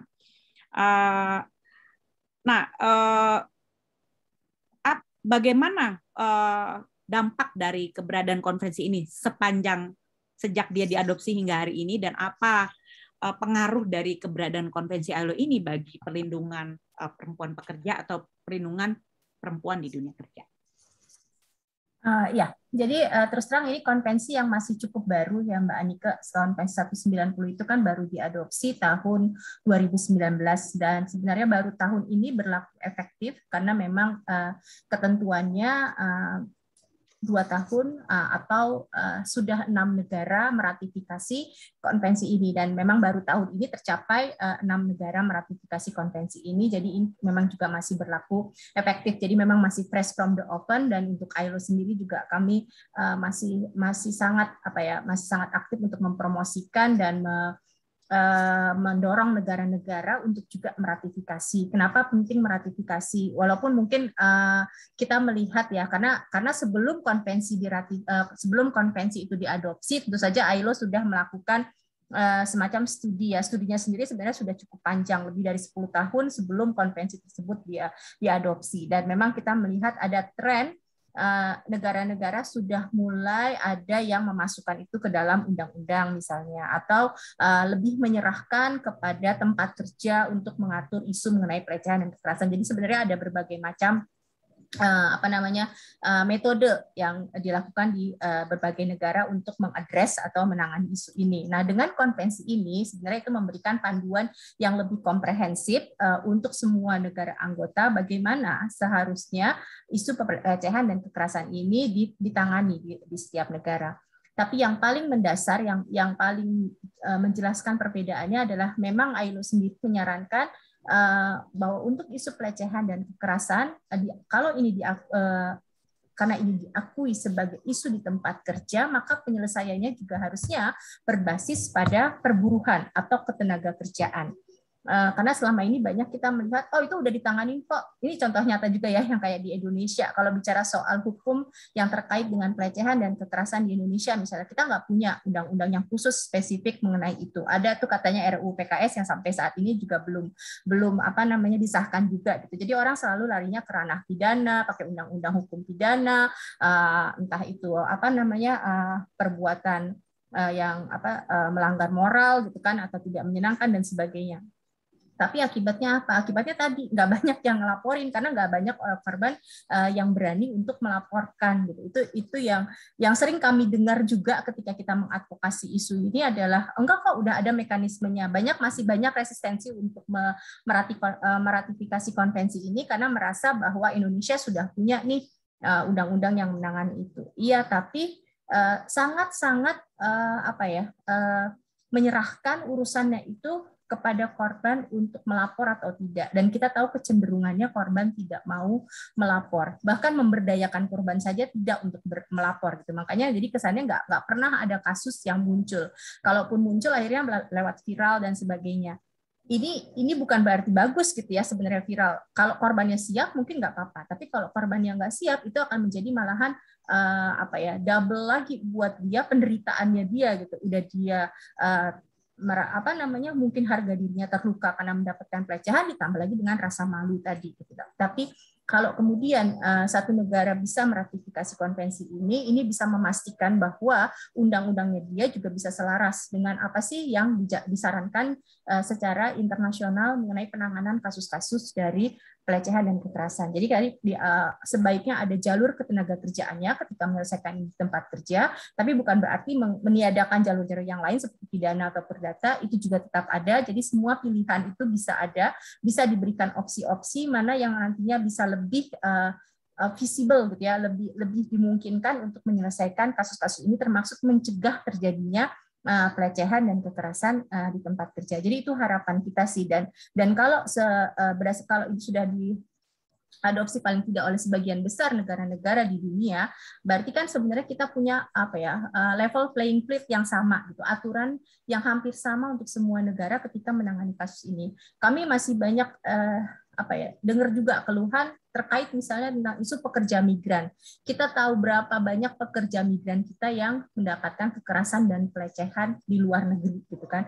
Dan mereka ngeluh di dalam negeri nggak dibantuin, di luar negeri juga nggak dibantuin. Jadi kalau kami punya standar internasional, kami berharap ini semua negara kemudian punya aturan main yang sama untuk memberikan perlindungan kepada pekerja apapun statusnya dia, mau dia pekerja memang asal dari negara tersebut, mau dia pekerja migran, dan apapun juga jenis kontrak yang dimiliki oleh si pekerja tadi, harusnya perlindungannya sama, apalagi terkait dengan isu kekerasan dan pelecehan, karena pastinya ini langsung menyangkut soal hak seseorang ya untuk bebas dari penindasan, dari kekerasan dan sebagainya. Jadi ini satu aturan yang sangat penting yang kami rasa semua negara harusnya sudah mulai memikirkan untuk bisa meratifikasi ini, sehingga perlindungan pekerjanya akan sama secara internasional.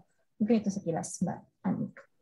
Terima kasih Mbak Lucy. Ya, kita berharap juga pemerintah Indonesia juga segera meratifikasi konvensi ini ya, dan dari penelitian Jurnal Perempuan terlihat salah satu agenda dari Serikat Buruh Serikat Pekerja termasuk mendorong ratifikasi konvensi ILO 190 ini.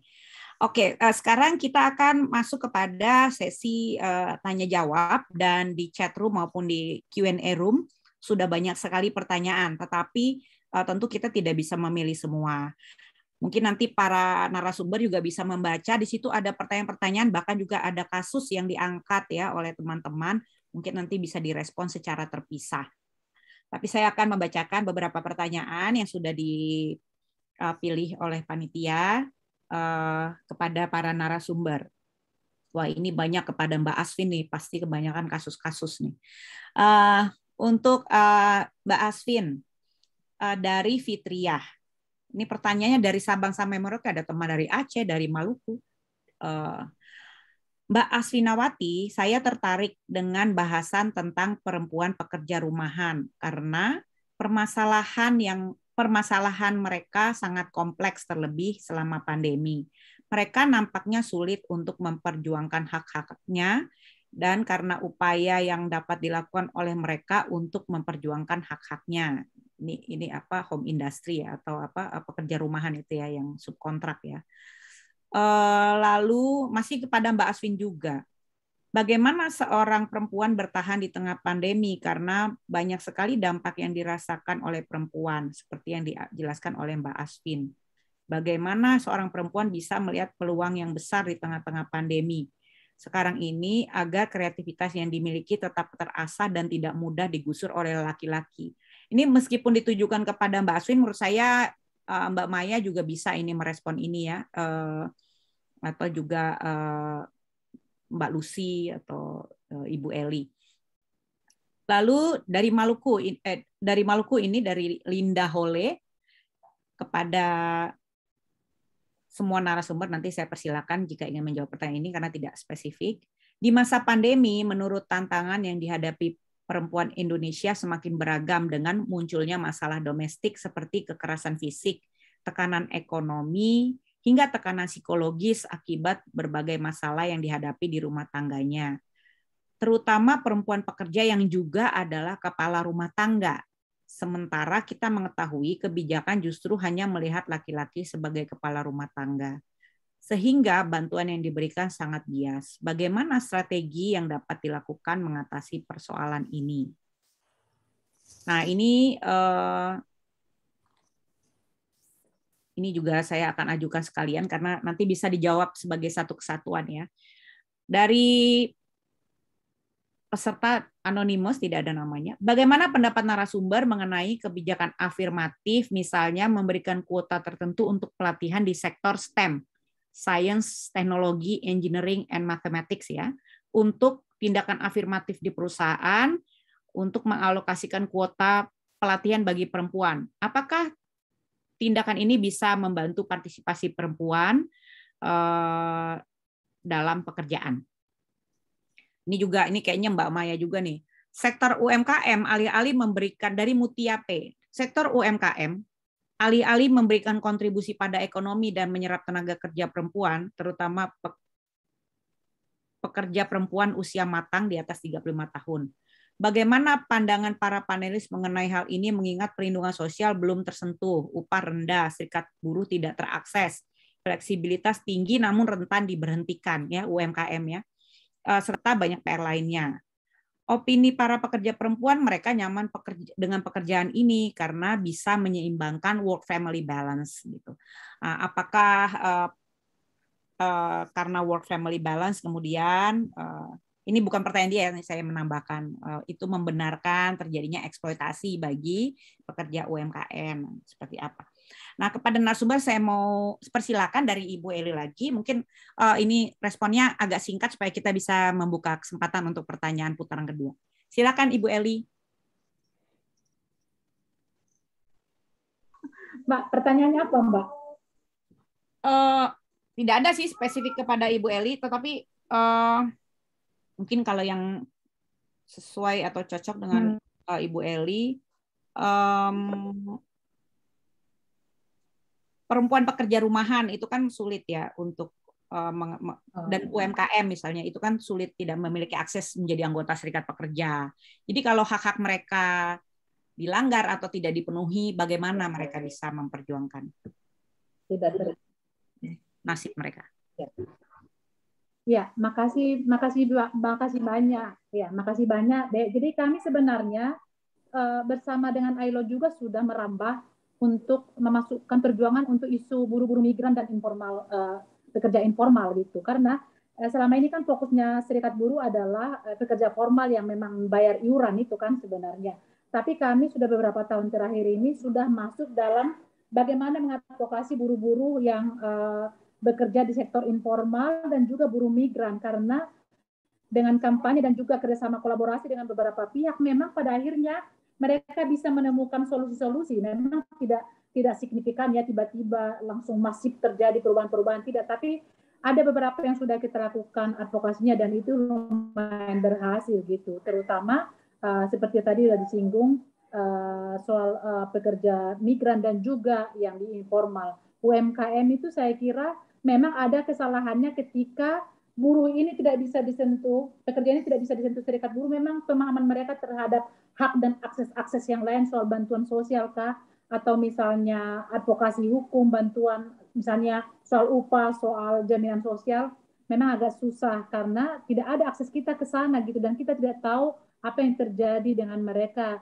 di lingkungan pekerjaan mereka. Memang itu susahnya ketika tidak bergabung dengan serikat. Kadang-kadang kita bisa mengadvokasi atau membantu mereka, tapi itu kan tidak sangat menjadi prioritas buruh karena anggota kan pasti kita prioritaskan, baru nanti non anggota, seperti itu, Mbak. Jadi terbuka ruang ya untuk memasukkan pekerja-pekerja sektor informal, pekerja migran, pekerja rumahan untuk menjadi anggota serikat. Oke, selanjutnya terima kasih Ibu Eli. Selanjutnya saya mengundang Ibu Maya, silakan.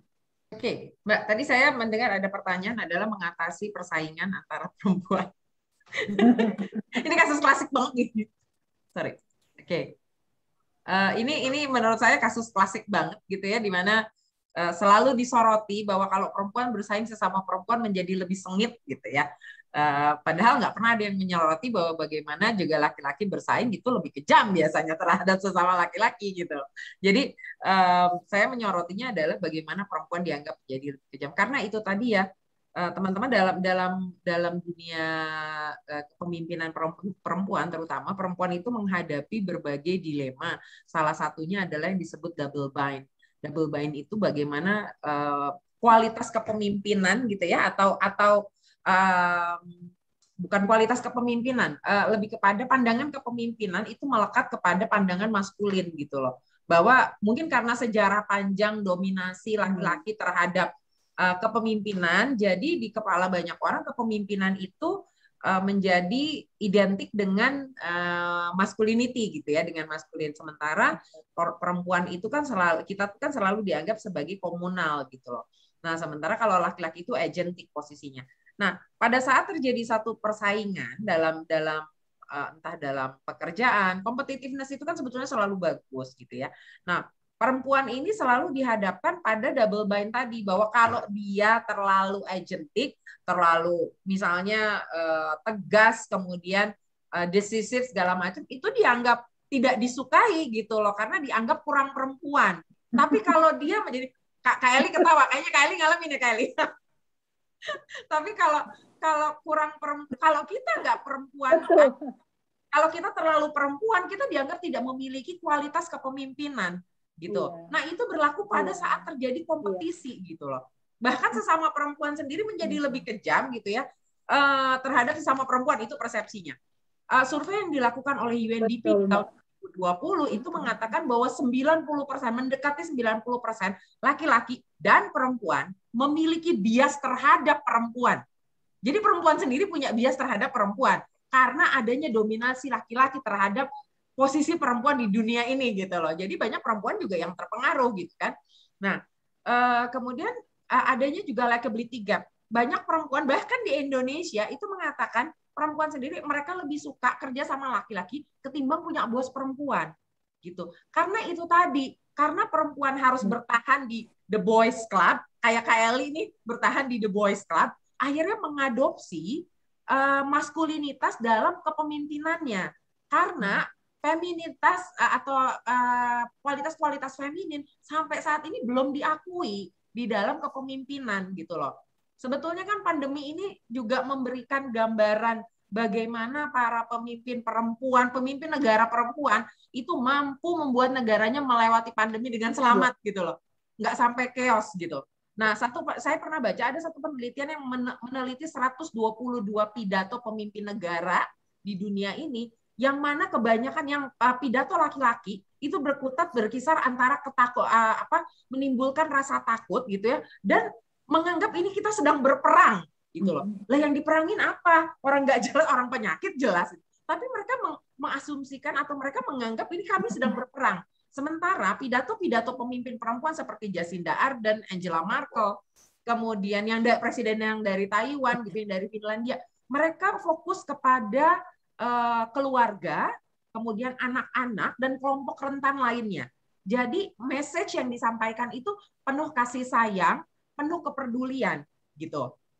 Nah, ini kan kualitas-kualitas yang sebetulnya perlu digali saat ini masa pandemi. Sebetulnya pemimpin-pemimpin yang memiliki empati tinggi itu lebih dibutuhkan. Yang mana sebetulnya perempuan dianggap lebih punya praktis di sini, lebih terbiasa karena mau nggak mau dipaksa gitu ya. Saya jadi HR selama 20 tahun teman-teman, dan saya selalu dianggap sebagai HR yang dingin. Karena saya seperti Mbak Asvin, latar belakang saya hukum, jadi saya menggunakan hukum gitu loh. Nah, kalau udah pakai bahasa hukum, kadang-kadang susah kita untuk melihatkan ada empati di situ gitu loh. Dan bagaimana kita menggabungkan itu, dan akibatnya menjadi pemimpin yang tidak disukai gitu loh, karena kamu kok kurang perempuan gitu ya. Seringannya seperti itu. Itu sebetulnya yang kemudian bagaimana membuat perempuan punya dilema dalam kepemimpinannya. Sebetulnya apa yang bisa dilakukan? Lebih banyak perkenalkan, lebih banyak embracing gitu ya. Kualitas-kualitas keperempuanan kita, jangan kemudian kita malah mengadopsi maskulinitas gitu loh. Bukannya itu jelek, enggak, itu bagus. Kayak competitiveness itu kita perlu adopsi lebih banyak karena perempuan itu lebih suka berkolaborasi ketimbang berkompetisi, betul. Tapi dalam beberapa hal kita tetap harus berkompetisi dong, gitu kan? Nggak bisa selalu kolaboratif gitu. Nah, itu yang satu. Yang kemudian tadi juga ada yang menyoroti mengenai kuota training perempuan. Penelitian dari Accenture mengatakan bahwa bila suatu perusahaan punya program yang didedikasikan khusus menargetkan perempuan sebagai penerima manfaatnya dalam perusahaan tersebut, perempuannya memiliki kesempatan untuk maju 4 kali lipat dibanding tidak ada program yang mengkhususkan perempuan, dan laki-lakinya memiliki kesempatan untuk maju 2 kali lebih besar. Jadi bukan berarti kalau ada program-program yang mengutamakan perempuan, laki-lakinya menjadi left behind. Enggak. Tetap laki-lakinya justru malah bisa lebih maju gitu loh. Karena adanya yaitu tadi, karena perempuan punya sifat yang lebih kolaboratif, akhirnya dalam berkompetisi pun mereka berkolaborasi gitu. Itu yang bagus. Jadi dibandingkan kalau program yang sama rata sama rasa, pokoknya ada equal opportunity, gender blind aja, siapa yang terbaik itu yang maju gitu loh. Saya termasuk setengah-setengah soal kuota ini gitu ya, karena itu tadi karena ada paksaan kuota, akhirnya siapapun yang penting dia perempuan, dia duduk di situ gitu kan, tanpa melihat kemampuan. Itu yang sebenarnya kita nggak mau. Tapi kalau kemudian kuota itu bisa mendorong perempuan-perempuan yang tadinya tidak terlihat menjadi terlihat, punya kemampuan dan menjadi terlihat, saya setuju. Tapi kalau kemudian malah membuat asal untuk memenuhi kuota aja, sayang ya, kita masih diperlakukan kayak gitu. Mungkin itu kali dari saya. Ya, terima kasih Ibu Maya. Jadi kalau sekedar menempatkan perempuan sebagai syarat administratif begitu ya, itu istilahnya tokenism. Jadi perempuannya sendiri tidak mengalami empowerment, tidak dipercaya sesungguhnya memiliki kualitas, tapi jatah, istilahnya jatah yang bersifat tokenism. Tadi juga Ibu Maya menyebut pemimpin perempuan di masa pandemi terbukti lebih efektif karena mereka punya karakter kepemimpinan yang lebih empati. Tadi juga Ibu Maya sebut istilah feminine traits. Tapi feminine traits itu adalah satu karakter yang quote unquote feminin, dianggap khas perempuan karena perempuan dikonstruksi dan dilatih sejak kecil untuk mengasuh, melayani, ya, memahami persoalan di lingkungannya. Kalau laki-laki juga sejak anak-anak dilatih memiliki feminine itu, jadi sebetulnya nggak perlu ada perbedaan kenapa pemimpin perempuan lebih memiliki feminine traits, yang laki-laki wah semuanya pokoknya situasi perang dan darurat gitu ya. Jadi itu sekadar menambahkan ya Ibu Maya tadi menarik penjelasannya. Selanjutnya saya akan meminta kembali lagi ke Mbak Aswin. Nah ini kalau pengacara yang diminta bicara, pertanyaannya semua kasus-kasus. Sambil tadi menunggu, udah ada lagi pertanyaan tambahan. Saya sampaikan sekalian biar waktunya cukup, karena kita sudah hampir jam 4. Selain pertanyaan tadi, ada pertanyaan dari Yaya LRC KJHAM. Di masa pandemi, kami menemukan beberapa kasus seperti perempuan pekerja di PHK.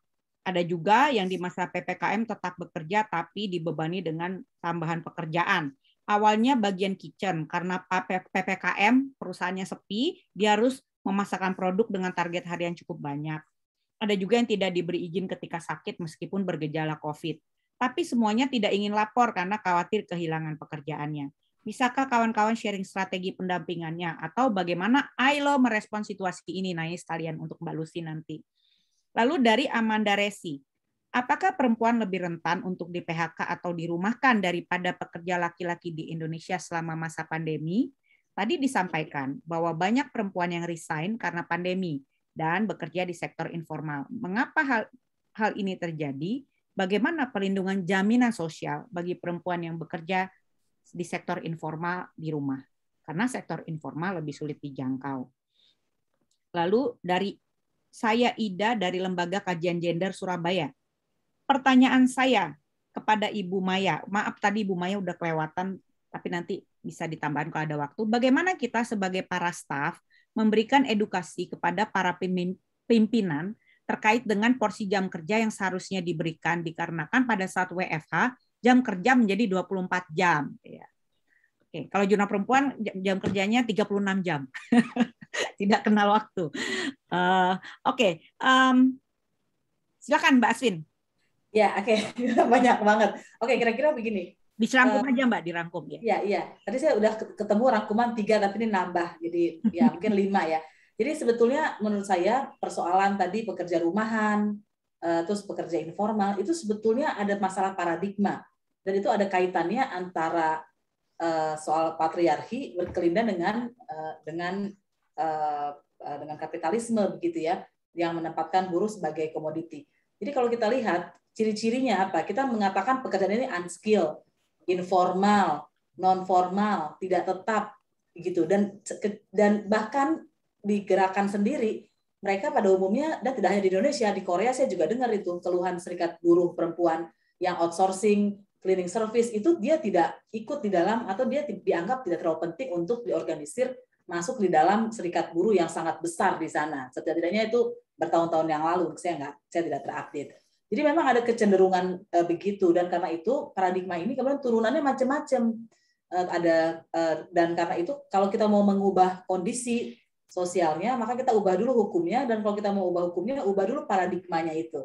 Tadi misalnya soal yang perempuan lebih rentan, tadi saya sudah sebutkan kerentanan itu adalah karena kalau disuruh dipilih dia dianggap kamu kan cuma pekerja nomor 2 ya, pencari nafkah nomor 2. Tapi juga ada karena lingkup pekerjaannya itu misalnya salon gitu, yang bekerja di salon kan orang malas deket-deketan gitu ya, dan tutup. Dan saya ketemu pekerja salon yang dirumahkan tanpa batas waktu.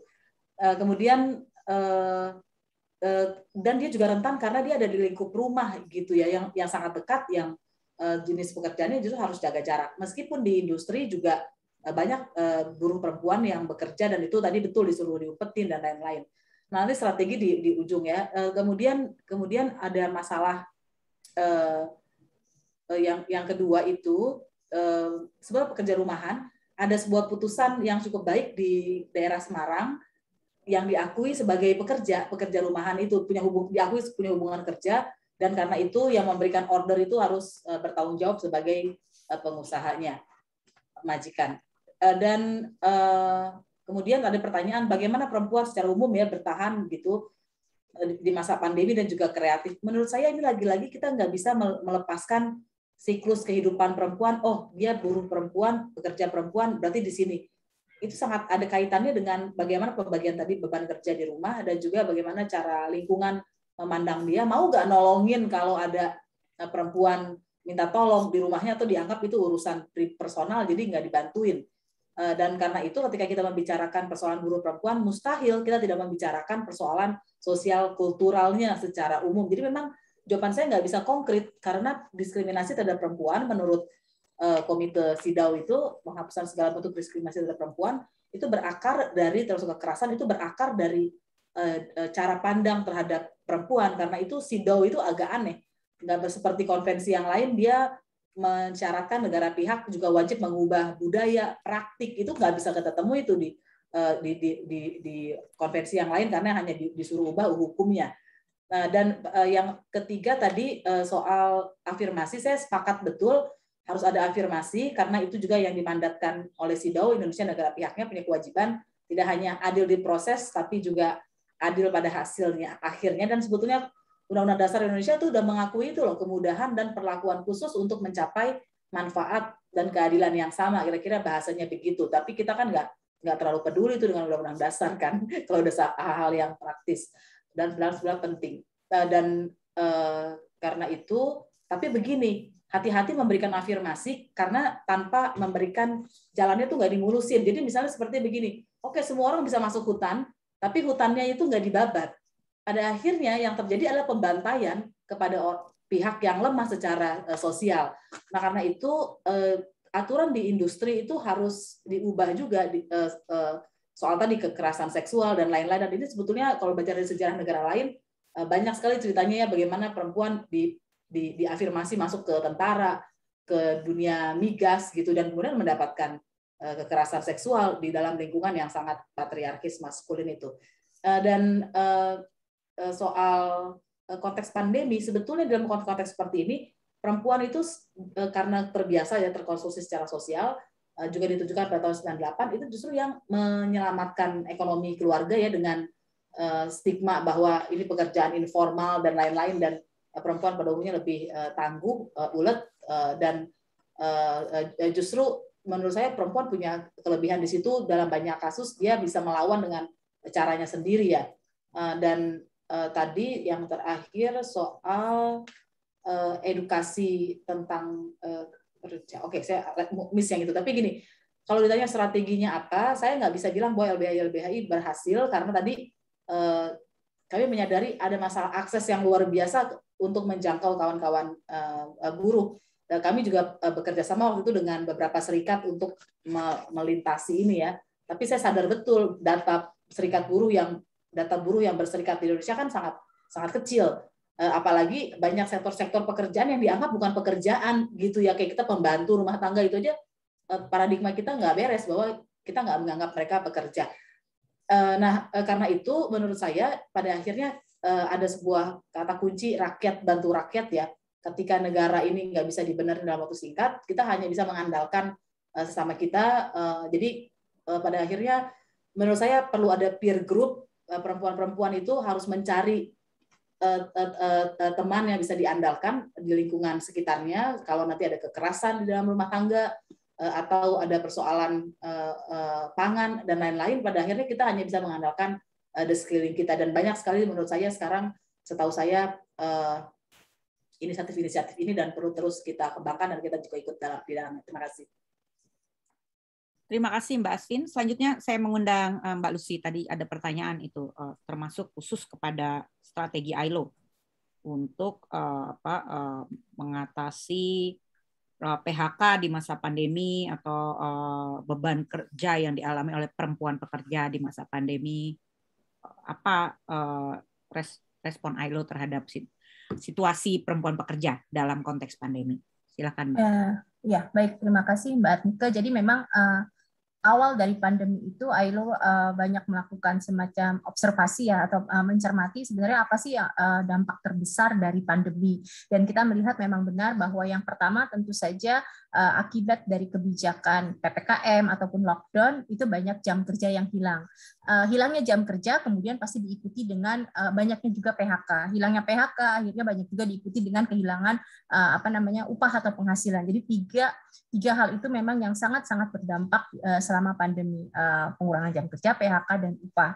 Dan saat itu kemudian tentu saja karena kami organisasi internasional, kami nggak bisa langsung misalnya masuk ke perusahaan-perusahaan gitu ya, karena ILO akan lebih banyak bekerja misalnya dengan pemerintahnya untuk mendorong adanya kebijakan-kebijakan yang lebih kemudian bisa memberikan perlindungan kepada tenaga kerjaan tadi, menjaga pasar kerjanya itu juga bisa tetap berjalan, bisa tetap aktif, di mana orang-orang mungkin ya benar kehilangan pekerjaan, terjadi PHK, tapi diusahakan sebisa mungkin tetap fluid ya, dalam arti dia tetap bisa mendapatkan pekerjaan pengganti misalnya sementara dengan mudah, atau tadi penguatan dari sistem jaminan sosial yang harus dilakukan oleh pemerintah apalagi selama masa pandemi ini. Itu yang kami sangat sarankan kepada negara-negara yang melakukan kebijakan-kebijakan semacam lockdown dan PPKM ini. Yang pertama, penguatan dari sistem jaminan sosialnya. Jadi ketika pekerja itu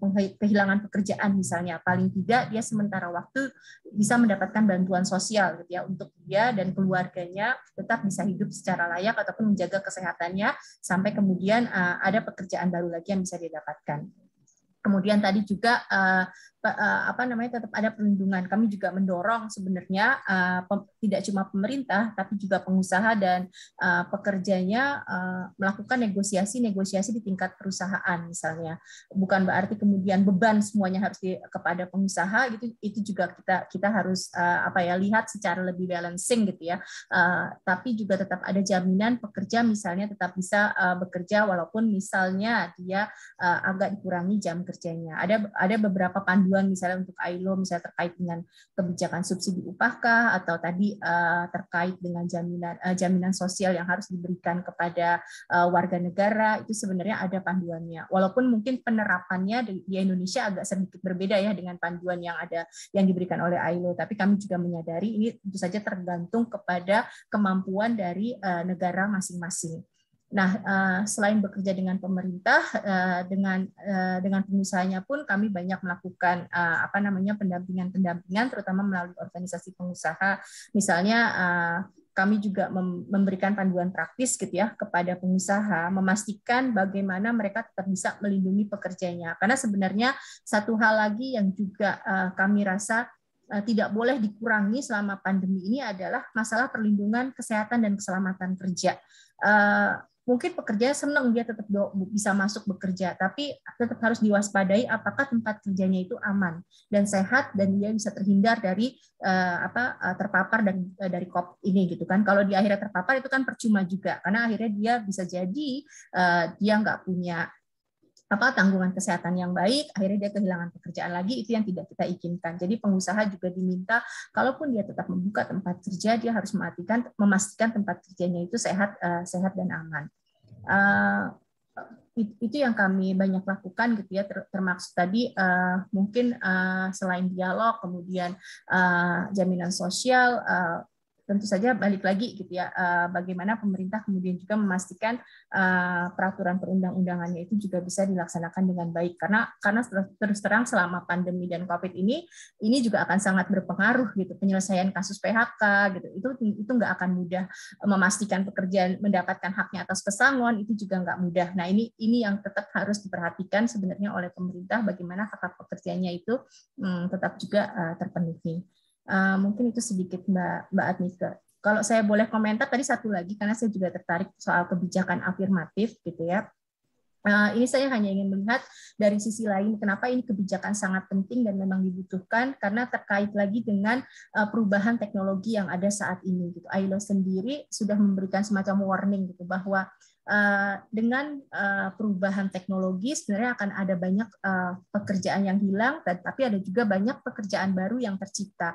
Dan kita melihat bahwa karena tadi ya mungkin long discrimination yang pernah dialami oleh perempuan, kemungkinan besar perempuan yang paling terdampak untuk kehilangan pekerjaan, karena mereka banyak melakukan pekerjaan yang rutin yang bisa dengan mudah digantikan misalnya oleh mesin atau robot. Nah, karenanya itulah penting sekali sebenarnya memberikan affirmative action kepada perempuan untuk meningkatkan skillnya di sektor STEM ini. Ini juga untuk memastikan bahwa dia tidak akan kehilangan pekerjaan di masa depan. Kalau dia punya skill yang sesuai dengan pekerjaan yang dibutuhkan yang di masa depan. Dan ini menjadi lebih penting lagi ketika masa pandemi ini, karena kita tahu bahwa ini juga memaksa orang untuk lebih akrab dengan teknologi. Jadi momentum ini sebenarnya bisa dilihat sebagai kesempatan juga untuk kita membangun skill dari para pekerja perempuan itu di tengah krisis dan perubahan teknologi. Itu saja mungkin Mbak Adnika. Terima kasih banyak. Terima kasih Ibu Lucy. Penutupnya dengan judul JP108, Perempuan Pekerja di Tengah Krisis dan Perubahan Teknologi. Dengan itu juga, maka diskusi kita pada hari ini harus saya tutup. Saya yakin masih banyak burning issues ya, hal-hal, persoalan, advokasi yang ingin kita perjuangkan bersama-sama terkait dengan situasi perempuan di dunia kerja. Tetapi karena waktu membatasi kita tetap berharap forum ini dan juga terbitnya JP108 Perempuan Pekerja di Tengah Krisis dan Perubahan Teknologi akan menjadi inspirasi untuk melanjutkan upaya-upaya yang sudah dilakukan oleh para narasumber dan juga teman-teman sahabat jurnal perempuan yang peduli terhadap isu-isu perempuan di dunia kerja. Untuk itu, selaku pemimpin redaksi Jurnal Perempuan, saya Adnika Nova Sigiro mengucapkan pertama-tama terima kasih kepada para narasumber, Ibu Eli Rosita Silaban, Ibu Maya Juwita, Ibu Asfinawati, Ibu Luciani Julia, atas waktu dan energi ya, serta kontribusinya melalui pengalaman dan juga refleksi yang di-share kepada kita dalam diskusi publik pada hari ini. Kami juga mengucapkan tentu terima kasih kepada Kantor ILO untuk Indonesia dan Timor Leste atas dukungannya terhadap perjuangan keadilan gender di dunia kerja, khususnya di Indonesia. Khususnya kepada Pak Taufik, Ibu Gita, Mbak Lucy juga di sini termasuk orang-orang yang menggodok edisi ini, dan kami mengucapkan terima kasih kepada para sahabat jurnal perempuan yang mengikuti acara maupun terus mendukung Jurnal Perempuan, dan para penulis yang juga saya lihat ada hadir, kontributor penulis dan lain sebagainya yang sudah memungkinkan edisi ini terbit di tengah pandemi ya. Luar biasa sekali dukungan dari para pihak. Dan kita berharap ruang pandemi ini, situasi pandemi tidak membatasi upaya-upaya untuk memajukan isu-isu keadilan gender di dunia kerja. Mengutip salah satu konsep yang diangkat di dalam Jurnal Perempuan edisi 108, ada satu strategi gerakan perempuan pekerja yang disebut strategi pengorganisasian terpisah atau separate organizing. Konsep ini menggambarkan bahwa memang isu perempuan pekerja atau isu perempuan di dunia kerja harus diperjuangkan secara khusus, secara terpisah. Ya, maka kehadiran perempuan di serikat, kehadiran perempuan di ILO, kehadiran perempuan di dunia usaha, kehadiran perempuan di dalam upaya-upaya hukum untuk memperjuangkan situasi perempuan pekerja itu harus dilakukan secara khusus, secara terpisah ya, sebagai bagian dari persoalan kelas pekerja, kelas buruh, tetapi juga sebagai secara khusus persoalan perempuan dalam konteks kelas pekerja. Untuk itu kami Jurnal Perempuan dan juga mewakili ILO, saya memohon pamit dan terima kasih. Tetap sehat dan bertahan di dalam situasi pandemi sampai kita berjumpa lagi. Terima kasih. Salam pencerahan untuk kesetaraan. Terima kasih semuanya. Terima kasih semuanya. Bye. Terima kasih banyak. Saya pamit duluan. Terima kasih. Terima kasih. Terima kasih banyak.